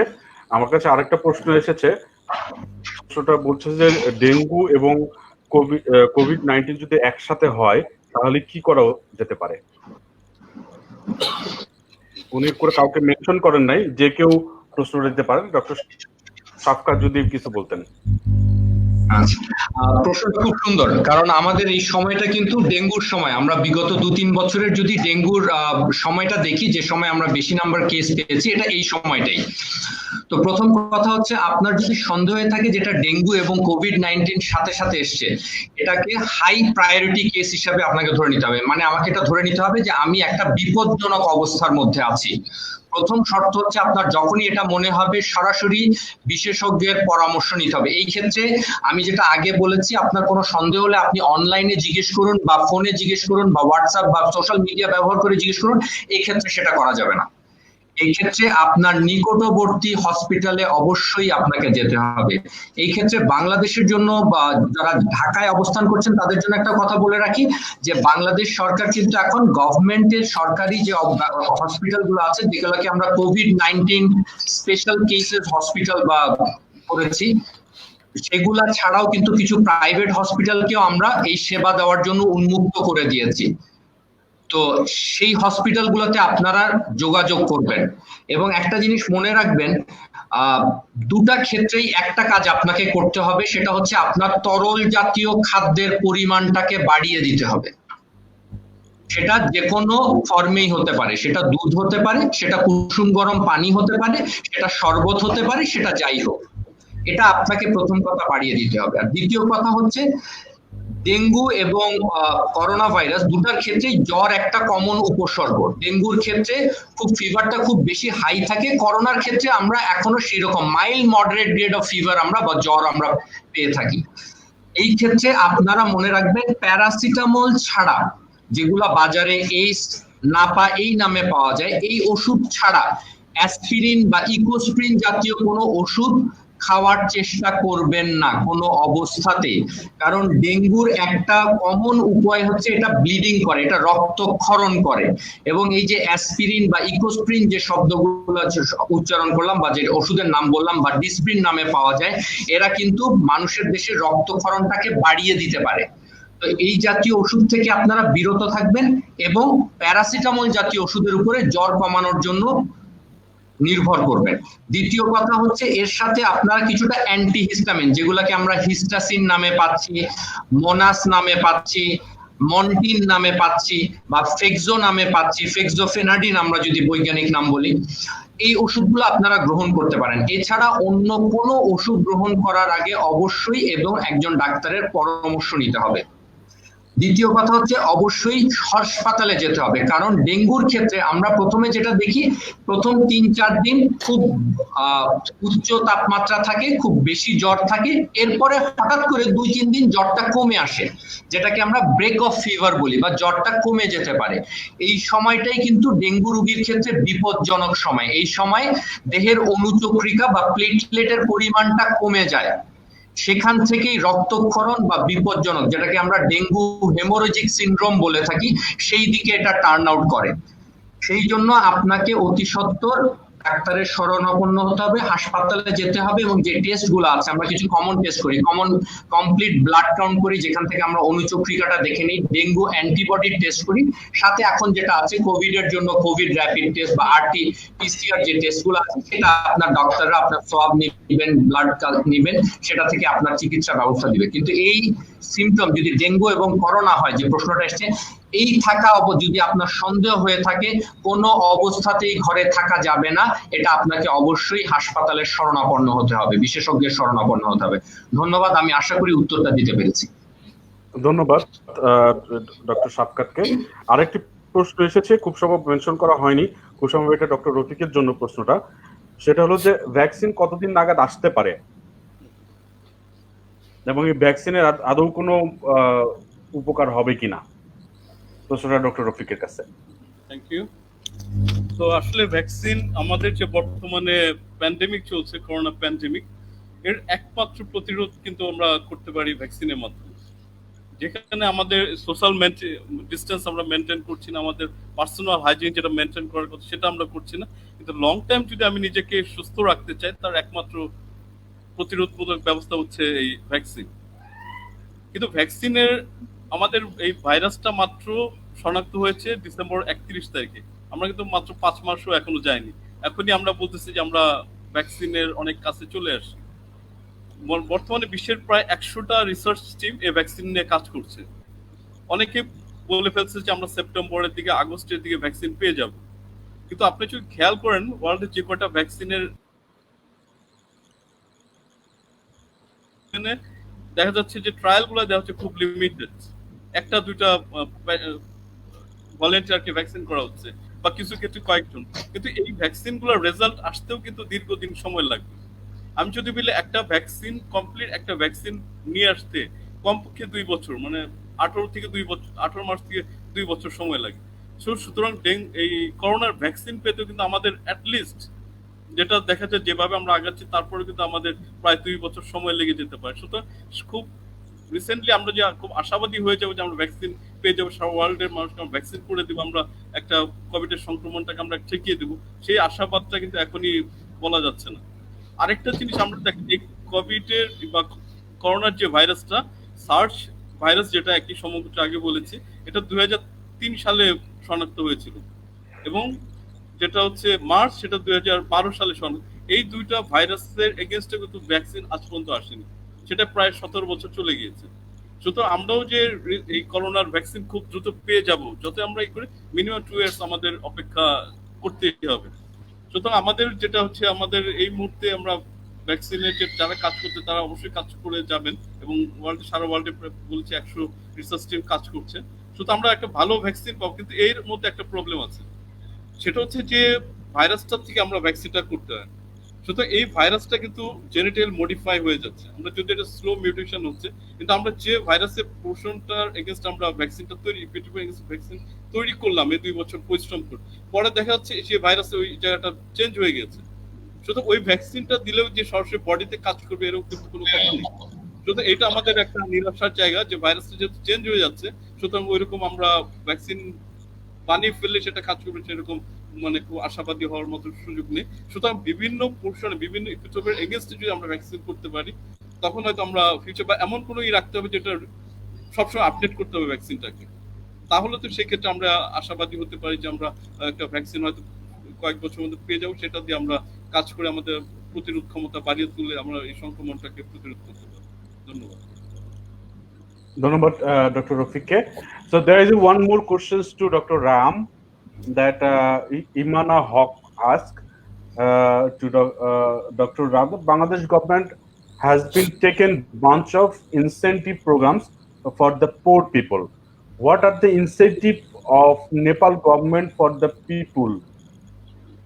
For the people, though Nepal is not that much developed country, like Bangladesh and Nepal is the same country, same developing country. So what are the incentive programs, or is there an incentive program taken by the Nepali government? Yes. Dr. Ram. Thank you for the question. It's a very good question indeed. Uh, though Nepal is a poor country, but we have a budget of 14 billion US dollar. So that's a good amount of money to run the country. But what government has been doing is they are allocating quarter to $2 billion for the people who is doing hand-to-mouth job, who are more dependent on agriculture, who are working in factories. Government has a special plan. Government has a huge projects, hydropower projects, long railway projects, road projects, where and lot of big factories where people are working. So government has come up with a plan to give the jobs, keep the jobs open for those poor and needy people. And government is planning to bring a stimulus of $2 billion where they can help the poor people to get more jobs, because the worst scenario of COVID-19 cases is people are losing their jobs. Only 17% of our people are dependent on service industry, like institutions, banking, and COVID-19 has affected people from all walks of life, be it rich, be it poor, or be it the low socioeconomic condition people. So the best part is that Nepalese people has gone beyond government expectation. The people in the community, people who are rich people, people who have enough money to feed their family, they are donating a lot of money in government account, and government still itself is helping, and the community people are also helping people in their community, because government cannot reach everywhere, because it's a population of 30 million. So people, the effective measures is people who are rich, they are helping the poor.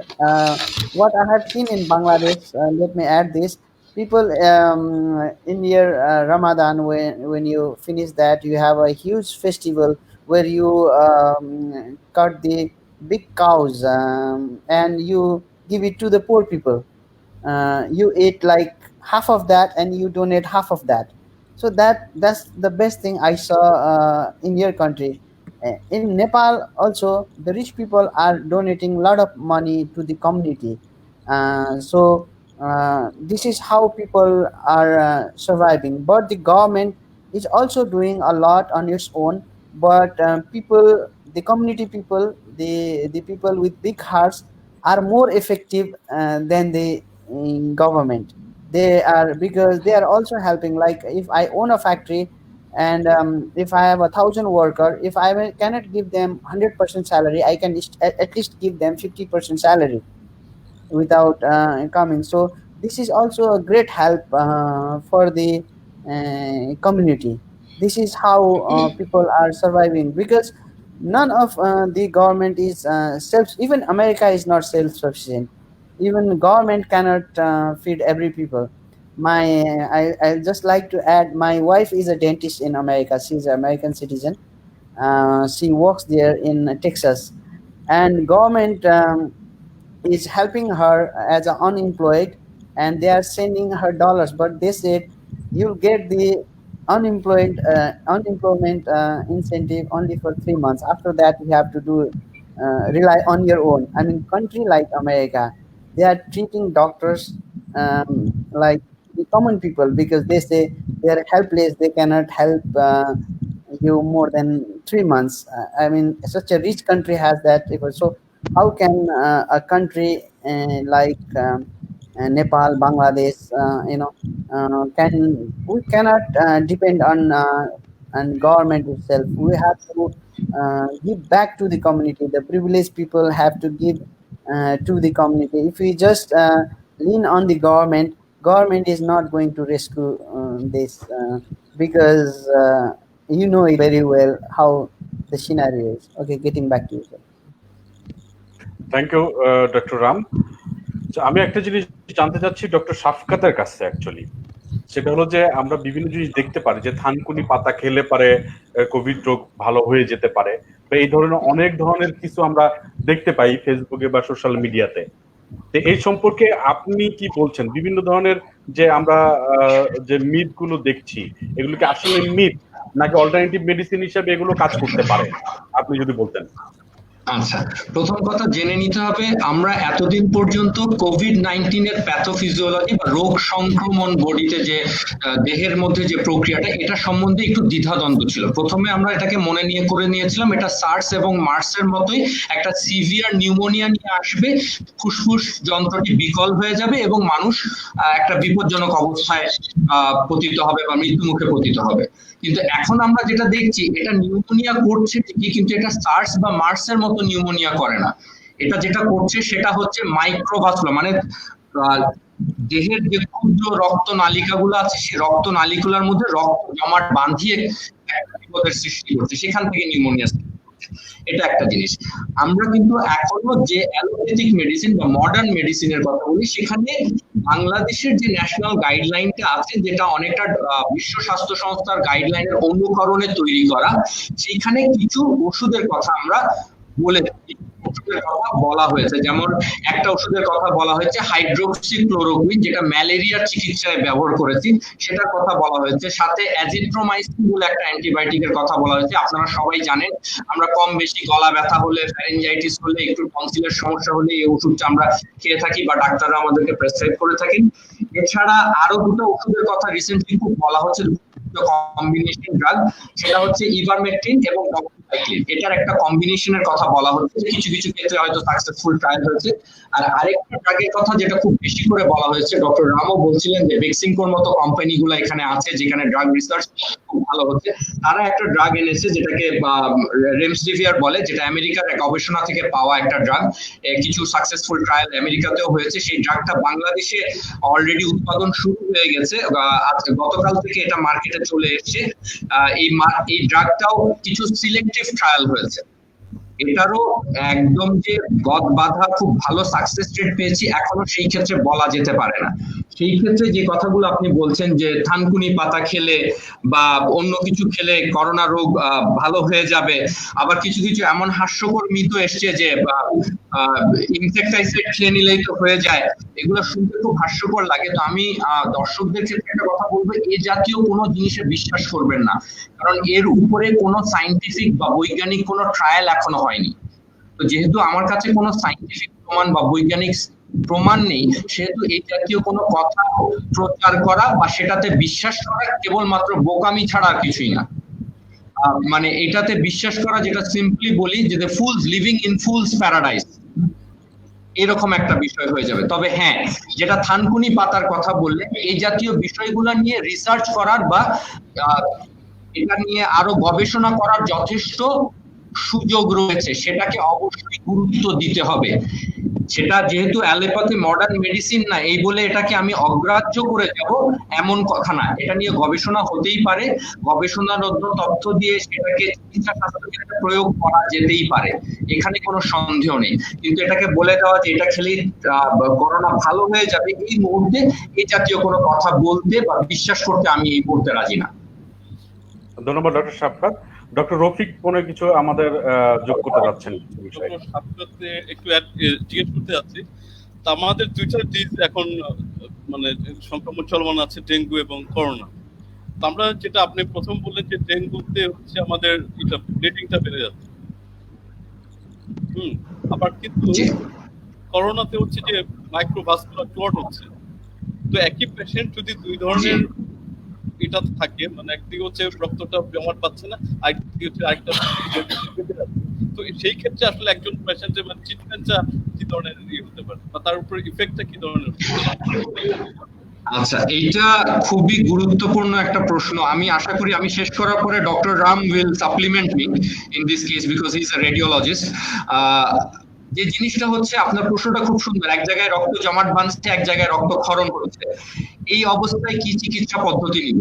প্রথম কথা মনে রাখতে হবে, আমাকে আগে বুঝে নিতে হবে কোন স্টেজে আছে রুগীটার সংক্রমণের কোন ধারে বা প্যাথোফিজিওলজির কোন ধাপের মধ্যে সে রয়েছে। কারণ করোনার সিমটমটা দেখবেন, বেশিরভাগ রোগী, শতকরা 60% উপরে রোগী কিন্তু বিনা চিকিৎসায় ভালো হয়ে যাচ্ছেন বা সামান্য একটু প্যারাসিটামল বা অ্যান্টিহিস্টামিন দিয়ে ভালো যাচ্ছেন। এটা বুঝে নিতে হবে এই রোগটার সিভিয়ারিটি ডিপেন্ড করে ভাইরাস লোডের উপরে। আমার কাছে যে পরিমাণ ভাইরাস লোড আমার বডিতে আছে, সেভাবে তার সিভিয়ারিটিতে হবে। ডেঙ্গুর ক্ষেত্রে কিন্তু বিষয়টা ঠিক ততটা ভাইরাস লোডের উপরে ডিপেন্ড করে না। এই দুটা জিনিসের মাঝামাঝি একটা জিনিস। তো আমাকে বুঝতে হবে যে আমার রোগীটা কি অবস্থায় আছে। রেডিওলজিক্যাল ডায়াগনোসিস ক্ষেত্রে একটা ইম্পর্টেন্ট ফ্যাক্টর, চেস্ট এক্সরে করে বুঝতে হবে যে এটা আমার নিউমোনিয়া। কারণ ডেঙ্গুতে নিউমোনিয়াটা ডেভেলপ করে স্টেজে মাল্টি অর্গান ফেলিয়ার ডেভেলপ করে ডিসিমিনেটেড ইন্ট্রাভাস্কুলার ক্লটিং বলে আমরা একটা কথা বলি ডেঙ্গুতে। ব্লিডিং হতে হতে হতে ব্লাড সার্কুলেশনের যে একটা নর্মাল প্রসিজার, সেটাতে একটা কাস্কেড ব্লিডিং বা রক্ত জমাট বাঁধা বা রক্ত সঞ্চালনের যে কাস্কেড প্রক্রিয়া, সেই প্রক্রিয়াটা একটা অ্যাবনর্মালিটি বা একটা ব্যতিক্রম ধরন সৃষ্টি করে একদম লেট স্টেজে যে সিভিয়ার নিউমোনিয়া ডেভেলপ করতে পারে, সেটা ডিসিমিনেটেড ইন্ট্রাভাস্কুলার ক্লটিং থেকে। কিন্তু সিভিয়ার কোভিড থেকে কিন্তু ইনিশিয়াল স্টেজে নিউমোনিয়াটা, সিভিয়ার নিউমোনিয়া, পেশেন্টটা আপনার কাছে আসবেই তীব্র শ্বাসকষ্ট বা নিউমোনিয়া নিয়ে। এবং এখানে একটা জিনিস মনে রাখতে হবে, সার্স মার্সের সঙ্গে কোভিড-19 এর পার্থক্য যে সার্স মার্সের যে জিনিসটা প্যাথোফিজিওলজিটা, সেটাতে একটা সাইটোকাইন স্টর্ম হয়। এখানে সাইটোকাইন স্টর্মটা হতে পারে, কিন্তু সেটা মূলত বিপদটা ডেকে আনে, যেটা বললাম, ক্ষুদ্র রক্তনালিকার রক্ত জমাট বেঁধে। এই ক্ষেত্রে ট্রিটমেন্ট প্রসিডিওরটা এক্স্যাক্টলি এই অবস্থায় বলাটা খুব ডিফিকাল্ট যে কোন লাইনে আমি যাব বা কি অনুযায়ী। ডেঙ্গুর যেমন একটা ট্রিটমেন্ট প্রোটোকল আছে, আমি এইভাবে এগোবো। কোভিড-19 এর ক্ষেত্রে কিন্তু আমরা এখনো সেই রকম কোনো ট্রিটমেন্ট প্রোটোকল তৈরি করতে পারিনি। সবগুলো ড্রাগই ট্রায়াল বেসিসে আছে, এটা ট্রায়াল এন্ড এরারের মধ্যে দিয়ে যাচ্ছি। সুতরাং আমি খুব একটা আশার কথা বলতে পারছি না। আমি মনে করি কিছুটা অংশ হয়তো ডক্টর রাম আমাকে সাহায্য করবে, অ্যাড করবে তার তরফ থেকে। What doctor has said is he has explained it really well. I mean, he has a huge knowledge on the pathophysiology of both the diseases. What we, as being a radiologist, I'll explain you in my own terms. when a COVID-19 cases severe cases goes to the hospital in a fever clinic, what we give him is a diagnosis of chest X-ray or CT scan of the chest. What we do is we found a very important clue there. We see a consolidation. It's a patch stage in the lungs, and it's a ground glass appearance in the base of the lung, which has shows a ground glass haziness, which is a very, I mean, I cannot say it's 100% COVID case, but it's more reflecting on that part. And what we when we receive corona cases, what we do is some of the people who have other comorbidity cases like dengue, where the platelet lows count goes very low as 20,000. People have fever. People can breathe from anywhere, even from their nose, nostrils, ear, anywhere. So what do we do is that we take them to, if we have both the dengue and the COVID-19 positive cases, we take them to the ICU, where we put them in a very close care, because both of the dengue severe case and the COVID-19 severe case ends up being in the ICU, where we put them proper ventilation, give them all the necessary drugs, give them all the care they need, because in COVID-19 cases there is a high grade fever as high as 104 plus. So this is why in both the cases we need ICU for treatment, and the world is running out of ventilator, which is a very big scenario.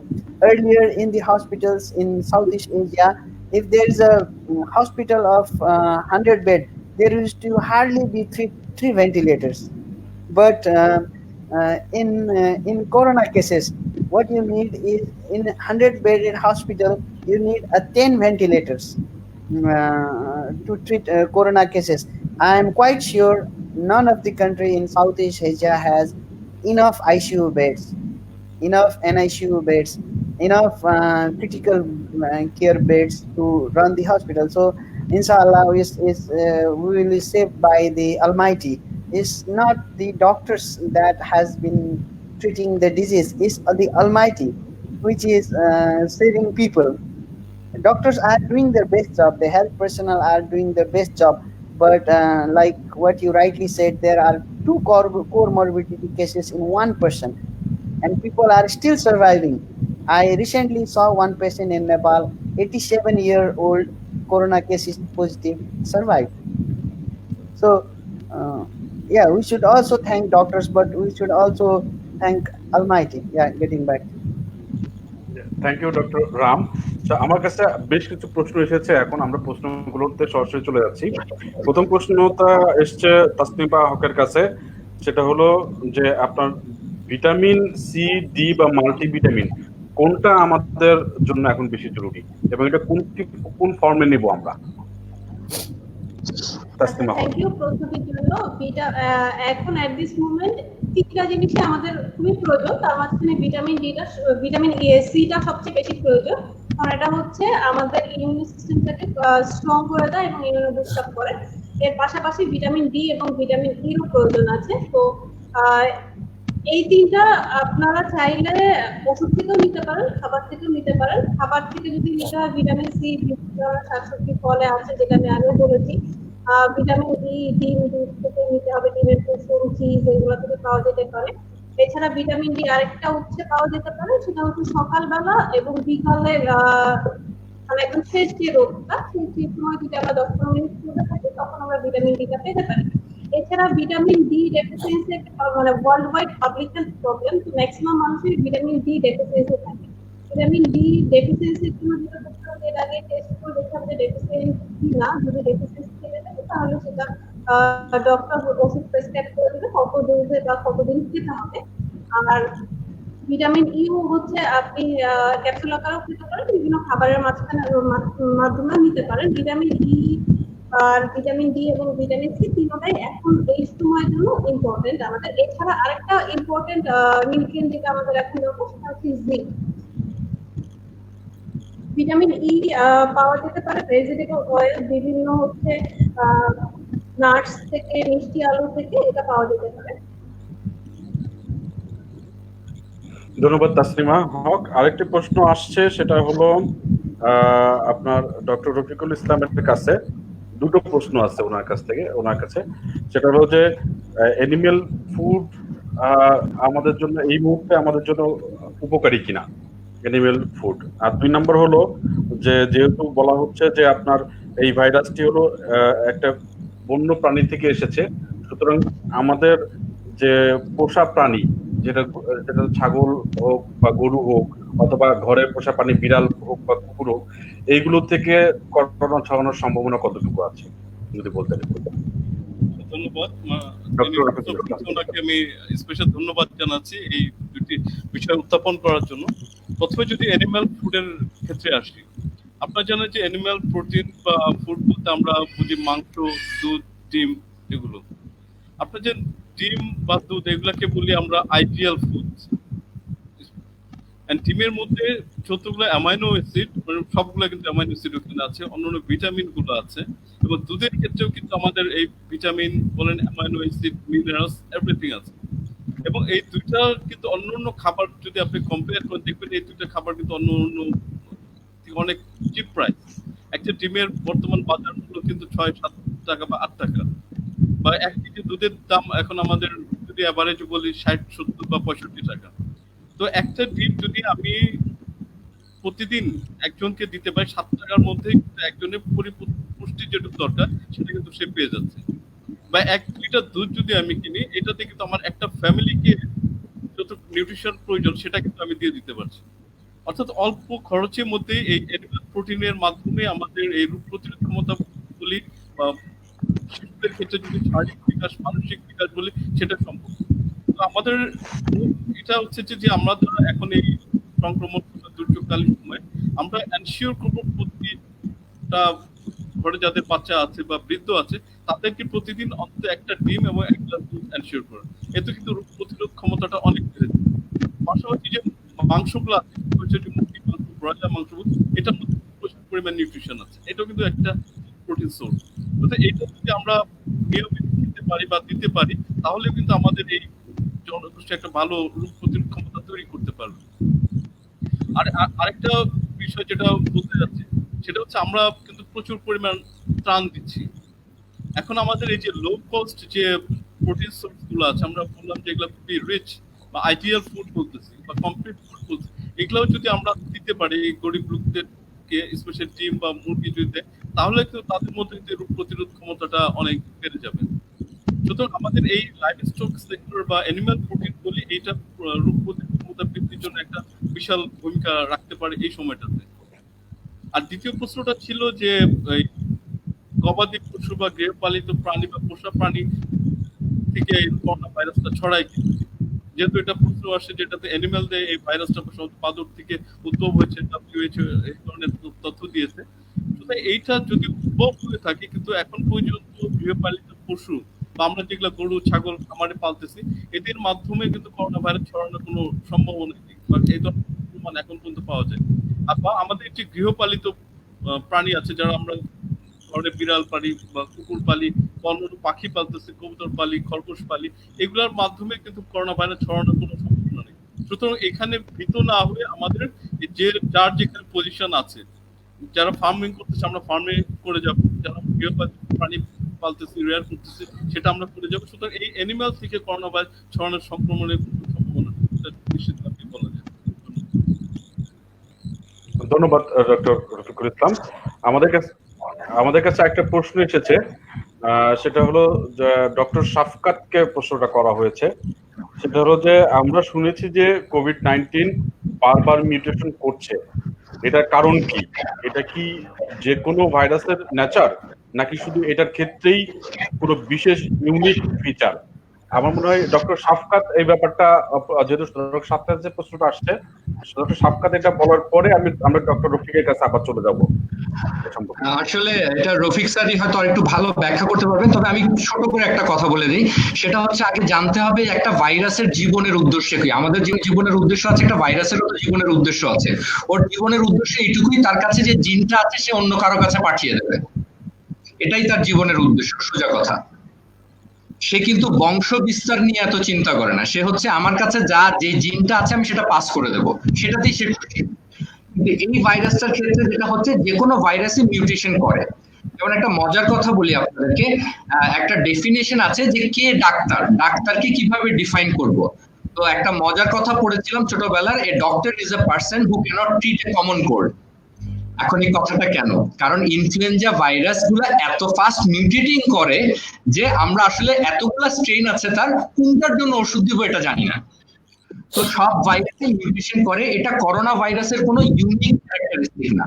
তবে হ্যাঁ, the characteristic যেটা হচ্ছে এটার mutation স্ট্র্যাটেজিতে আমি একটা কথা বারবার বলি যে এটা একটা বুদ্ধিমান ভাইরাস। তার মিউটেশন ক্যারেক্টারিস্টিকে সে কিছু এমন পরিবর্তন এনেছে যেটা আমাদেরকে বিপদে ফেলে দিয়েছে। সে তার জেনোমে অতটা চেঞ্জ করছে না, যতটা না সে চেঞ্জ করছে তার আউটার কোর স্ট্রাকচারে, তার বাইরে যে আবরণটা আছে এই আবরণটাতে সে পরিবর্তন করছে। ফলে যেটা হচ্ছে, আমরা যেই ভ্যাকসিনই চেষ্টা করতে যাচ্ছি বা যে ওষুধই চেষ্টা করতে যাচ্ছি তার সাথে বাঁধতে পারছে না। কোনো ওষুধ বা ভ্যাকসিন কাজ করতে গেলে প্রথমে সেই ভাইরাসটার সঙ্গে তাকে যুক্ত হতে হবে। সে যেহেতু যুক্ত হতে পারছে না, সেহেতু সে কাজ করতে পারছে না। তো এই কারণে আমরা করোনা ভাইরাস নিয়ে একটা বিপদে আছি। সে তার মিউটেশনটা করছে আউটার কোটে, আমি যতটুকু বুঝতে পেরেছি তার আউটার কোটে সে মিউটেশনটা করছে, পরিবর্তনটা আনছে, যে কারণে ভাইরাসের সঙ্গে আমাদের ওষুধগুলো যুক্ত হতে পারছে না এবং কাজ করতে পারছে না। এটা তার কোনো ইউনিক ফিচার না। ইউনিক ফিচারটা এইটুকুই যে সে বুঝতে পারে যে আমাকে পরিবর্তন করে বেঁচে থাকতে হবে, এইটুকুই তার ইউনিক ফিচার বলে আমি মনে করি। রফিক স্যার ভাইরোলজিস্ট আছেন, উনি এই বিষয়টা আরো ভালো বলতে পারবেন, যেহেতু উনি ভ্যাকসিন নিয়ে গবেষণা করেন। আমি স্যারকে বলবো আমাকে সাবস্ক্রাইব করার জন্য। ধন্যবাদ ডক্টর সাফকাত। আমি ডক্টর রফিকের কাছে জানতে চাচ্ছি এই ব্যাপারে। তার আগে ডক্টর রফিকের সম্পর্কে একটু বলিনি। উনি দীর্ঘদিন হলো ভাইরাস নিয়ে কাজ করেছেন এবং বাংলাদেশের দুটো খুব গুরুত্বপূর্ণ ভ্যাকসিন, পিপিআর ভ্যাকসিন এবং গোটপক্স ভ্যাকসিন, এই দুটো ভ্যাকসিনের আবিষ্কারকর্তা কিন্তু ডক্টর রফিক। সুতরাং ডক্টর রফিক আমাদেরকে ভাইরাসের এই মিউটেশন সম্পর্কে বা এর নেচার সম্পর্কে যদি একটু ভালো করে বলতেন তাহলে আমাদের সবার জন্য একটু সুবিধা হতো বুঝতে। ডক্টর রফিকুল ইসলাম। ধন্যবাদ। আসলে প্রত্যেকটা ভাইরাসে কিন্তু তার নিজস্ব স্পেশালিটি আছে, তার জেনেটিক গঠন এক একটা ভাইরাসের এক এক রকম। এখন আমাদের যেহেতু আমি আসলে অ্যানিমাল ভাইরাস নিয়ে কাজ করি, এই ভাইরাসগুলো কিন্তু খুব একটা পিপিআর বলেন বা গোটপক্স, এই ভাইরাসগুলো খুব একটা মিউটেশন বা জেনেটিক লেভেলে খুব একটা চেঞ্জ হয় না। কিন্তু আমাদের আরো ভাইরাস, যেমন এভিয়ান ইনফ্লুয়েঞ্জা, আমরা জানি কত কয়েক বছর ধরে এই ভাইরাসটা সার্কুলেট সারা ওয়ার্ল্ডের মধ্যে ছিল, কিন্তু এই ভাইরাসটা দ্রুত মিউটেট হতো, তার জেনেটিক ভেরিয়েশন। আসলে এই ভাইরাসটা তার নিজস্ব একটা ক্যাপাসিটি হচ্ছে, তার নিজের ভিতরে বা বাইরে যে আউটার কোডটা বলে সেখানে কিন্তু নিজে চেঞ্জ করে ফেলে, তার নিজের সার্ভাইভালিটির জন্য এটা সে চেঞ্জ করতেছে। মানে ভাইরাসের নিজস্ব ক্যাপাসিটি, এক একটা ভাইরাসের যদি স্ট্রাকচার স্টাডি করতে দেখে এক একটা এক এক রকম, কিছু তার মিউটেটিভ ক্যাপাসিটি আছে, কিছু তার ক্যাপাসিটি নাই। সুতরাং এই ভাইরাসটা যেটা আমরা কোভিড-19 বলতেছি, এটা কিন্তু যদি এটা স্লো মিউটেটিভ ভাইরাস, খুব দ্রুত এটা ভাইরাসটা মিউটেশন হচ্ছে না, ভেরিয়েশন হচ্ছে না, কিন্তু খুব স্লো এটা মিউটেশন হচ্ছে। যার ফলে প্রবলেমটা হয়ে যাচ্ছে মিউটেশনের কারণে আমরা স্পেসিফিক যে ভ্যাকসিনটা ডেভেলপ করবো বা তার এগেইনস্টে ভাইরাসের ড্রাগ তৈরি করবো, সেটা কিন্তু আমাদের জন্য অনেক কঠিন হয়ে যাচ্ছে।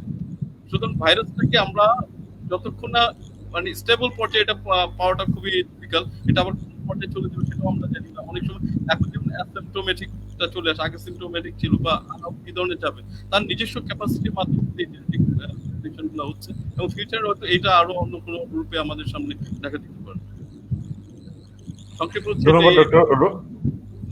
ধন্যবাদ ডক্টর রফিক। আমি তাসনিমা হকের কাছে জানতে চাচ্ছি, আপনার যদি কিছু বলার থাকে বা জানার থাকে, আপনি বলছিলেন আমাকে যে কিছু জানতে চান, সেটা যদি বলতে পারেন। আমি ডক্টর সাফকাতের কাছে কোশ্চেনটা করতে চাই। এই রিসেন্টলি যে আমরা দেখছি রাস্তাঘাটে বিভিন্ন জায়গায়, এটাকে আপনার যদি একটা মানে আপনার কি মনে হয় এটা কতটা সেফ? আচ্ছা, প্রশ্নটা খুব সুন্দর। Personal protective equipment or PPE, এটা কিন্তু একটা স্পেশালি প্রিপেয়ার্ড গ্যাজেটই বলবো আমি।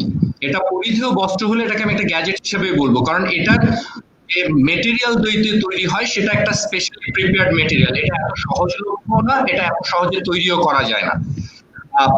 এটা তৈরি করতে খুব একটা ডিফিকাল্টি নেই, কিন্তু কিছু স্পেসিফিক মেটেরিয়াল এটার জন্য ব্যবহার করতে হয়, যেটা সহজলভ্য এখনই না, আমরা এখনই সেটা প্রচুর পরিমাণে পাচ্ছি না।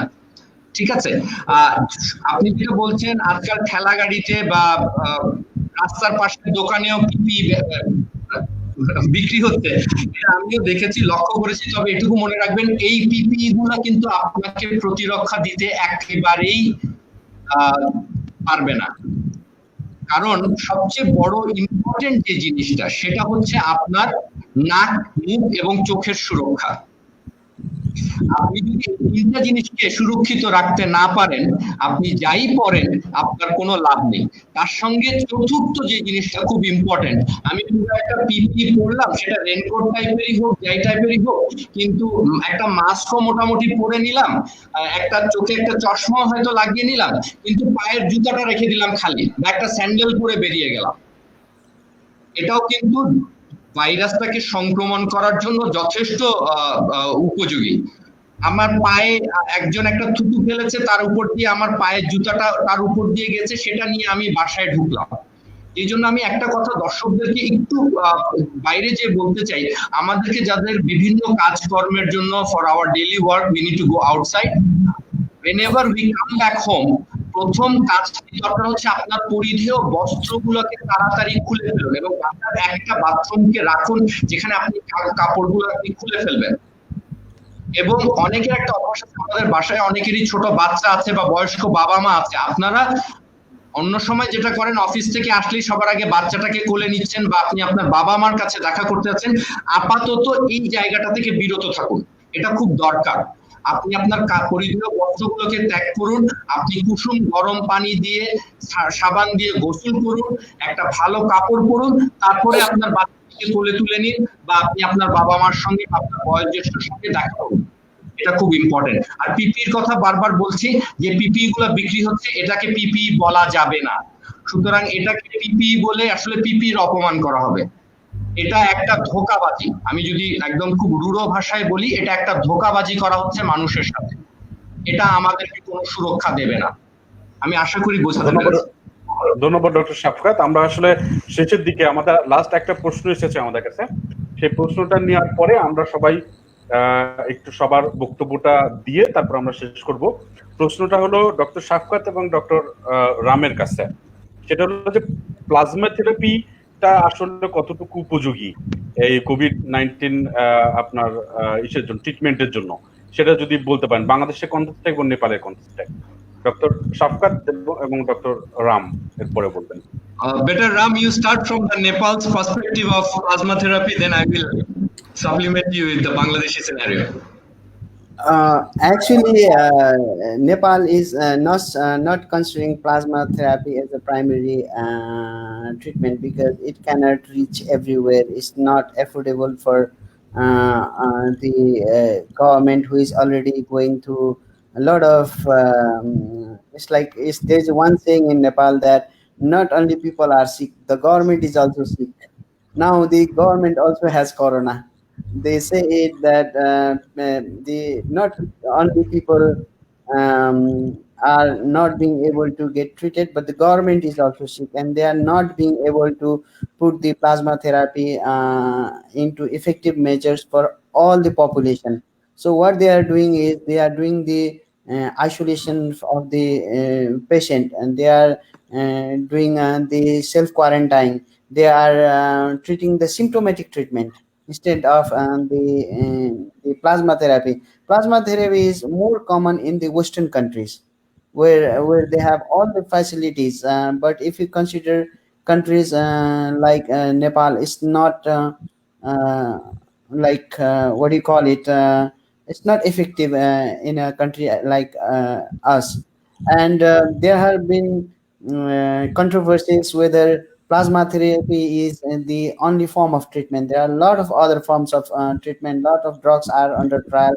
What doctors and scientists already told that there is even there's one thing is like people are supposed to be tested first, and they have to be isolated, and they have to be treated. Plasma therapy is the terminal thing, the extreme thing that's not affordable by common people. Yeah, getting back. ধন্যবাদ। ওকে বাংলাদেশের প্রেক্ষাপটে যদি বলতে চাই, আমাদের দেশে কিছু দুটো জায়গায় এই কাজটা প্লাজমা থেরাপি শুরু হয়েছে এবং 2-3টা কেসে আমরা কিছুটা সাফল্য পেয়েছি, এ বিষয়ে কোনো সন্দেহ নেই। 2-3টা আইসিইউ কেসে আমরা সাফল্য পেয়েছি কম্বাইন্ড মিলিটারি হসপিটালে, এবং এই কাজটা মূলত শুরু হয়েছে ঢাকা মেডিকেল কলেজের হেমাটোলজি ডিপার্টমেন্টের 2জন অপেক্ষাকৃত তরুণ ডাক্তাররা এই কাজটি শুরু করেছেন। তারা প্লাজমা, যারা যেসব করোনা রোগীরা সুস্থ হয়েছেন তাদের কাছ থেকে প্লাজমা নিয়েছেন, সেগুলোকে সংগ্রহ করছেন এবং দিচ্ছেন। এখানে বিষয়টা হচ্ছে, এখানেও আবার একটা ক্রস ম্যাচিং এর প্রশ্ন আছে। মানে আমার ব্লাড গ্রুপ যদি ও পজিটিভ হয়, আমি করোনা ছিলাম, আমি ভালো হয়েছি, আমার প্লাজমাটা কেবলমাত্র একজন ও পজিটিভ রোগীকেই দিতে পারবো আমি, বা যে বি পজিটিভে ভালো হয়েছেন তাকে বি পজিটিভকে দিব, এরকম একটি ব্যাপার আছে। কারণ নইলে একটা ট্রান্সফিউশন রিয়াকশন বলি আমরা, একটা হাইপার সেন্সিটিভিটি রিয়াকশন ডেভেলপ করার সম্ভাবনা আছে। আর দ্বিতীয়টা হচ্ছে কি পরিমাণ অ্যান্টিবডি দেব, কতটুকু দেব, এখানেও একটা বিষয় আছে। কতটুকু প্লাজমা ট্রান্সফিউজ করব সেটারও এখনো মডেলিটি আমরা তৈরি করতে পারিনি। এটা নিয়েও বিভিন্ন সেন্টারে ওয়ার্ল্ডের রিসার্চ চলছে যে আসলে কতটুকু প্লাজমা ট্রান্সফিউজ করতে হবে বা কতটুকু অ্যান্টিবডি শরীরে গেলে সেটা আমাকে একটা ইমিউন সিস্টেম তৈরি করে দিবে, যেটা আমার ভাইরাসকে আক্রান্ত করতে পারবে বা প্রতিরোধ করতে পারবে। এখানে একটা জিনিস মনে রাখতে হবে যে সিভিয়ারিটিটা ডিপেন্ড করে ভাইরাস লোডের উপরে। এবং আমি প্লাজমা থেরাপিটা কখন করছি, একটা রোগী অলরেডি ভেন্টিলেটরে আছে বা আইসিইউ সাপোর্টে আছে, আমরা যেটা কমন ভাষায় বাংলাদেশে বলি লাইফ সাপোর্টে আছে, সেটা 3-4 দিন ধরে আছে, তার লাইফ সাপোর্টটা কমপ্লিটলি। আমাদের দুটো জিনিস আছে, একটা জিনিস বুঝতে হবে, একটা বলি আমরা কমপ্লিট ভেন্টিলেশন, একটাকে বলি আমরা অ্যাসিস্টেড ভেন্টিলেশন। একটা হচ্ছে যে রোগী কিছুটা এফোর্ট নিয়ে শ্বাস নেওয়ার চেষ্টা করছে, আর আরেকটা হচ্ছে সম্পূর্ণভাবে মেশিন দিয়ে আমি তাকে অক্সিজেন সাপ্লাই করার চেষ্টা করছি।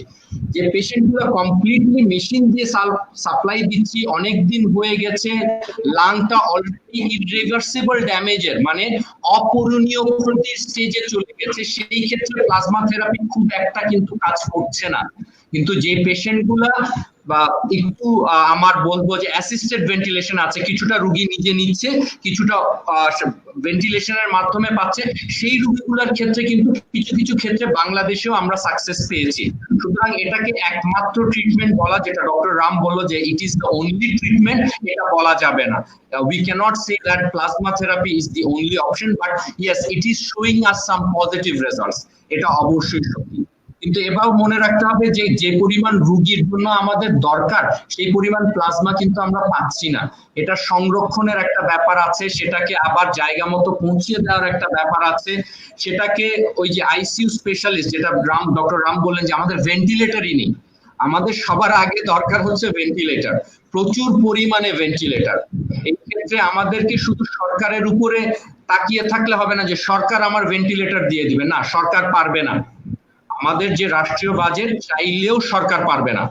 এই ক্ষেত্রে বেসরকারি উদ্যোগেও ভেন্টিলেটর আনতে হবে। এবং একটা আশার জিনিস হচ্ছে বাংলাদেশে কিন্তু একটা ভেন্টিলেটর দিয়ে কিভাবে 5টা রোগীকে আমরা সাপোর্ট দিতে পারি এরকম কিছু গবেষণাও কিন্তু এখন চলছে, নেপালেও চলছে, ইন্ডিয়াতেও চলছে, ওয়েস্টার্ন কান্ট্রিতেও চলছে। সো এইগুলাতে আমাদের অনেক বেশি লক্ষ্য রাখতে হবে rather than plasma therapy. Plasma therapy develop করতে আরো অনেক সময় লাগবে, কারণ প্লাজমা থেরাপিটা হয়তো কাজে আসবে যখন আমার মাস পিপল কমিউনিটি ট্রান্সমিশন হয়ে যাবে। আমার 50 লাখ 60 লাখ রোগ করোনাতে আক্রান্ত হয়েছে, তার মধ্যে 20 লাখ ভালো হয়েছে। এই 20 লাখ প্লাজমাকে যদি আমি ডিস্ট্রিক্ট ওয়াইজ, কেন্দ্র ওয়াইজ যদি অ্যাকোমোডেট গ্রহণ করতে পারি, সেটাকে আবার সেগ্রিগেট করতে পারি, শুধু রক্ত নিলেই তো হবে না, এখানে আমাকে সেটাকে সেলটাকে রক্ত ইয়ে থেকে আলাদা করতে হবে। এটা একটা বিষয় আছে, এটা একটা সময় সাপেক্ষ বিষয়। এবং একজন মানুষের কাছ থেকে শুধু 1 ইউনিটই প্লাজমা পাবো, এখন আমার রোগীর জন্য কত ইউনিট দরকার সেটাও তো আমি জানি না। সেটারও কোনো স্পেসিফিক প্রোটোকল আমরা তৈরি করতে পারিনি, সুতরাং এটা বলা সম্ভব না। তবে হ্যাঁ, প্লাজমা থেরাপি কিছুটা আশা দিয়ে করতে। আমার মনে হয় রাম কিছু বলতে চাচ্ছে। Doctor Ram, please. And the most important thing is the cases, number of cases in Nepal and in Bangladesh, especially Bangladesh, is going very high. More number of people are getting infected each day. So it will reach a peak level in next 1 month or 2 months, where all the hospitals will not be able to take those patients. They cannot admit those patients because the hospital will run out of ICU beds. The hospital will run out of isolation beds. The hospital will run out of beds. This is the very drastic scenario that we are going to face in 1 to 2 months. So, and there are not only the hospital doesn't only receive corona cases; they will receive 98% other cases, which they have to put them in the ICU, in the general beds. So hospital is not only made for corona. People has this misconception, but if the corona cases is rising like this, and if and there is a recent study that shows that when you sneeze, they say that usually we say that it transmits to 3 feet. The common cold transmits to 3 feet distance, but there is a new study which shows that it can even go as long as 12 feet. Like if you just sneeze without protecting your nostrils, it can even reach 12 feet. And in a country like us, we live in a 12 feet room where we have our children, our mothers, our daughters residing next to us. So everything is the world was not prepared for corona at all. Corona is a very silent thing, and we do not know who is having what, because some of the we have the great nutritionist who said that recently said that um, we need a lot of care for those patients, and especially the cancer patients. They are not dying of the corona, they are dying of cancers, and people are still counting it as a corona death. A person who is having fourth stage cancer died because of corona. I don't count this as a corona death. I'll still die. And count it as a person with cardiac failure, a renal failure, a liver failure. So people are there are 5.1 million cases in the globe now, and 2 million people are already okay with it. So there are also some positive news, and we are not focusing on those positive aspects that it can be treated. And the worst part that is happening is cancer is a silent killer. It doesn't have pain before cancer happens to you.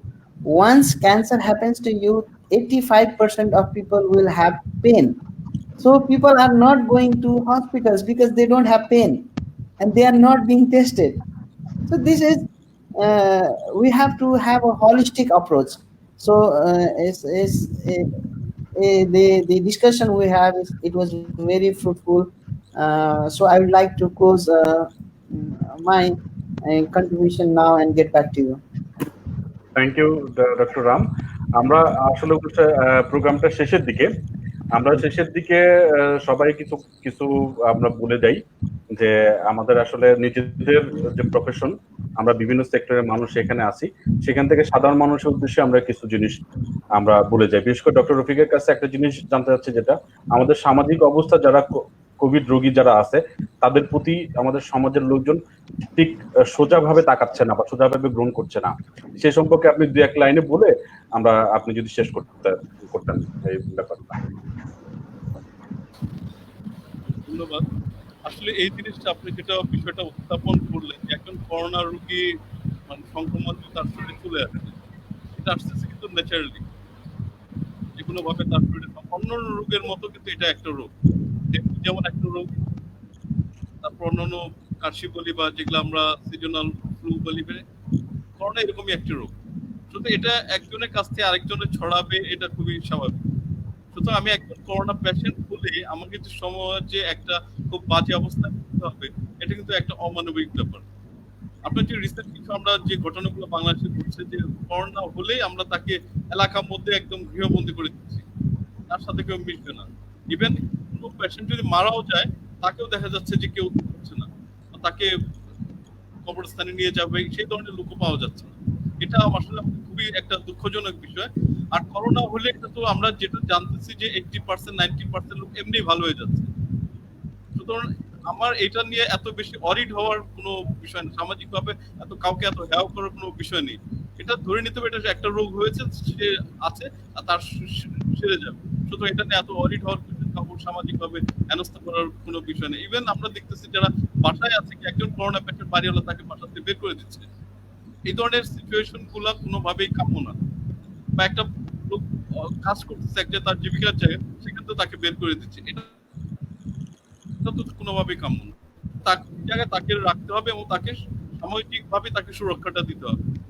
আমাদের প্রত্যেককে সুরক্ষা দিই, তাহলে কিন্তু একসময় এটা আমাদের একসময় নিয়ন্ত্রণে চলে। আমরা সামাজিক যে নিরাপত্তার কথা বলছি, সেটা আমাদের নিজেদেরকে সামাজিকভাবে মানতে হবে, প্লাস ব্যক্তিগতভাবে মানতে হবে।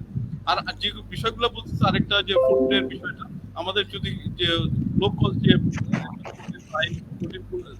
সেগুলো যদি আমরা গ্রহণ করতে পারি, তাহলে কিন্তু আমরা নিজেদেরকে শক্তিশালী রাখতে পারবো। আরেকটা সবসময় নিজের মধ্যে একটা প্রফুল্ল ভাব থাকতে হবে। আমরা একটা দুর্যোগের মধ্যে আছি বলি যে আমাদের সবকিছু শেষ হয়ে গেছে, তা না। সুতরাং সামাজিকভাবে আমাদেরকে একটা ভালো অবস্থান তৈরি করতে হবে, সবার সাথে একটা হাসি খুশি ভাবে থাকতে হবে, এবং কাউকে কোনোভাবে মোরালিটি হেল্প করা যাবে না। তো আমি সবাইকে ধন্যবাদ জানিয়ে আমি এখানেই শেষ করছি, যে আমরা সবাই ভালো থাকবো, সবাই নিরাপত্তা নিশ্চিত করবো ব্যক্তিগতভাবে এবং সামাজিকভাবে। ধন্যবাদ সবাইকে। ধন্যবাদ ডক্টর রফিক। আমি তাসনিমার কাছে জানতে চাচ্ছি খুব সংক্ষেপে আপনি যদি বলেন কয়েক সেকেন্ডের মধ্যে, যে এই মুহূর্তে কোন খাবারটা সবচেয়ে বেশি উপযোগী আমাদের জন্য। আমি ধন্যবাদ এর জন্য। আমি বারবারই যে কথাটা বলতেছি সেটা হচ্ছে ভিটামিন সি, ইমিউনো বুস্টার যত খাবার আছে সবকিছু খেতে, এবং এর পাশাপাশি ডক্টর রফিক যেটা বললো যে এর জন্য উৎফুল্ল থাকতে হবে, মন খারাপ করা যাবে না, কারণ আমরা যদি কোনো কিছু নিয়ে খুব বেশি চিন্তা করি বা ডিপ্রেশনে চলে যাই, সেক্ষেত্রে আমাদের ইমিউনিটিটাও হচ্ছে উইক হয়ে যায়। এই কারণে আমরা vitamin C, vitamin D, vitamin ইর পাশাপাশি আমরা নিজেদেরকে ভালো রাখার জন্য সব কাজ করব, এবং সিমটম যদি খুবই সিভিয়ার ভাবে দেখা যায়, সেক্ষেত্রে অবশ্যই টেস্ট করব। সরকারি হাসপাতালের পাশাপাশি বিভিন্ন বেসরকারি হাসপাতালও আমাদের টেস্ট ফ্যাসিলিটি দিচ্ছে, কাজেই এটাকে অবহেলা না করে আমরা অবশ্যই টেস্ট করব। ধন্যবাদ তাসনিম হক। আমি ডক্টর সাফকাতের কাছে আসছি, যে আপনি যদি শেষবারের মতো সবাইকে বলেন যে আমাদের হাসপাতালে না যে বা খুব সিভিয়ার কেসে আমরা, যেহেতু আমাদের হাসপাতালে বেডের সমস্যা আছে, কি করলে পারে, আমি খুব সংক্ষেপে যদি বলেন যে কি করলে আমরা সংক্রমণ থেকে মুক্তি পেতে পারি, বা যদি এরকম সিমটম দেখাও দেয় তাহলে আমরা কি করতে পারি, খুব সংক্ষেপে, আমাদের সময় খুব। ধন্যবাদ। আমি খুব সংক্ষেপে শেষ করে দিব। প্রথম কথা হচ্ছে বেশিরভাগ একটা আসার জিনিস হচ্ছে বেশিরভাগ করোনা রোগী সামান্য কিছু চিকিৎসার মাধ্যমে ভালো হয়ে যায়। সুতরাং প্রচুর পরিমাণে কুসুম গরম পানি খান। যদি জ্বর হয় নাপা বা প্যারাসিটামল বা এস জাতীয় ওষুধ খেতে পারেন। যদি যেটা আমরা শুকনো হাঁচি বা কাশি বলছি সেরকম থাকে, ড্রাই কাফ হয়, সেই ক্ষেত্রে ফেক্সোফেনাডিন, যেটাকে আমরা ফেক্সো বা মোনাস এই জাতীয় নামে পাওয়া যায়, হিস্টামিন, সেই জাতীয় ওষুধ আপনি অবশ্যই খেতে পারেন। প্রচুর পরিমাণে স্বাস্থ্যকর খাদ্য, যেটা নিউট্রিশনিস্ট তাসনিমা হক বলেন, সেই জিনিসটা অভ্যাসটা গড়ে তুলুন। নিজের হাইজিনটাকে মেনটেন করুন। আর একটা জিনিস মনে রাখবেন, করোনা কোনো অপবাদ নয়।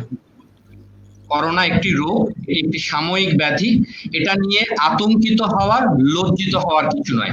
চিকিৎসকের পরামর্শ নিন, সুস্থ থাকুন, ঘরে থাকুন। ধন্যবাদ। ধন্যবাদ সবাইকে। আমরা আজকে আলোচনা থেকে অনেক প্র্যাকটিক্যাল কিছু বিষয় আমরা জানতে পেরেছি, যেগুলো আমাদের ব্যবহারিক জীবনে বা আপকামিং জীবনে কাজে লাগবে। তবে যে জিনিসটা সব থেকে মনে রাখতে হবে, এবং বিভিন্ন পরিসংখ্যানও যেটা বলে যে সংক্রমণের হার হলো ইয়াং জেনারেশনে বেশি, যেটা হলো ডক্টর রামও বললেন যে নেপালে ইয়াং জেনারেশন, আমাদের দেশেও ইয়াং জেনারেশন, এবং বিভিন্ন দেশেও আমরা যেটা দেখেছি ইয়াং জেনারেশনে বেশি। তবে ইয়াং জেনারেশন যেটা বাইরের থেকে সংক্রমণ নিয়ে এসে ঘরের ভিতরে আমাদের যে এল্ডারলি পিপুল আছে, যে যারা বয়স্ক মানুষ আছে, তাদেরকে সংক্রমণ যখন করছে তখন মোর্টালিটিটা বেড়ে যাচ্ছে। সুতরাং আমরা হলো ঘরে থাকি, সুস্থ থাকি, এবং ডাক্তার এবং নিউট্রিশনিস্ট যে কথাগুলো বললেন এবং ভাইরালজি যেভাবে বললেন সেইভাবে আমরা মেনে চলি সবকিছু, তাহলে আমরা সুস্থ থাকতে পারবো এবং এই প্যান্ডেমিক কন্ডিশন গুলোকে আমরা মোকাবেলা করে জয়ী হতে পারবো। সুতরাং সবাইকে ধন্যবাদ। হেলথ এন্ড নিউট্রিশন অর্গানাইজেশন থেকে আয়োজিত এই স্বাস্থ্যগত অনুষ্ঠানে ভবিষ্যতে আমরা অন্য কোনো বিষয়ে বা অন্য কোনো টপিকে আবার আসবো। ধন্যবাদ সবাইকে আমাদের সাথে থাকার জন্য।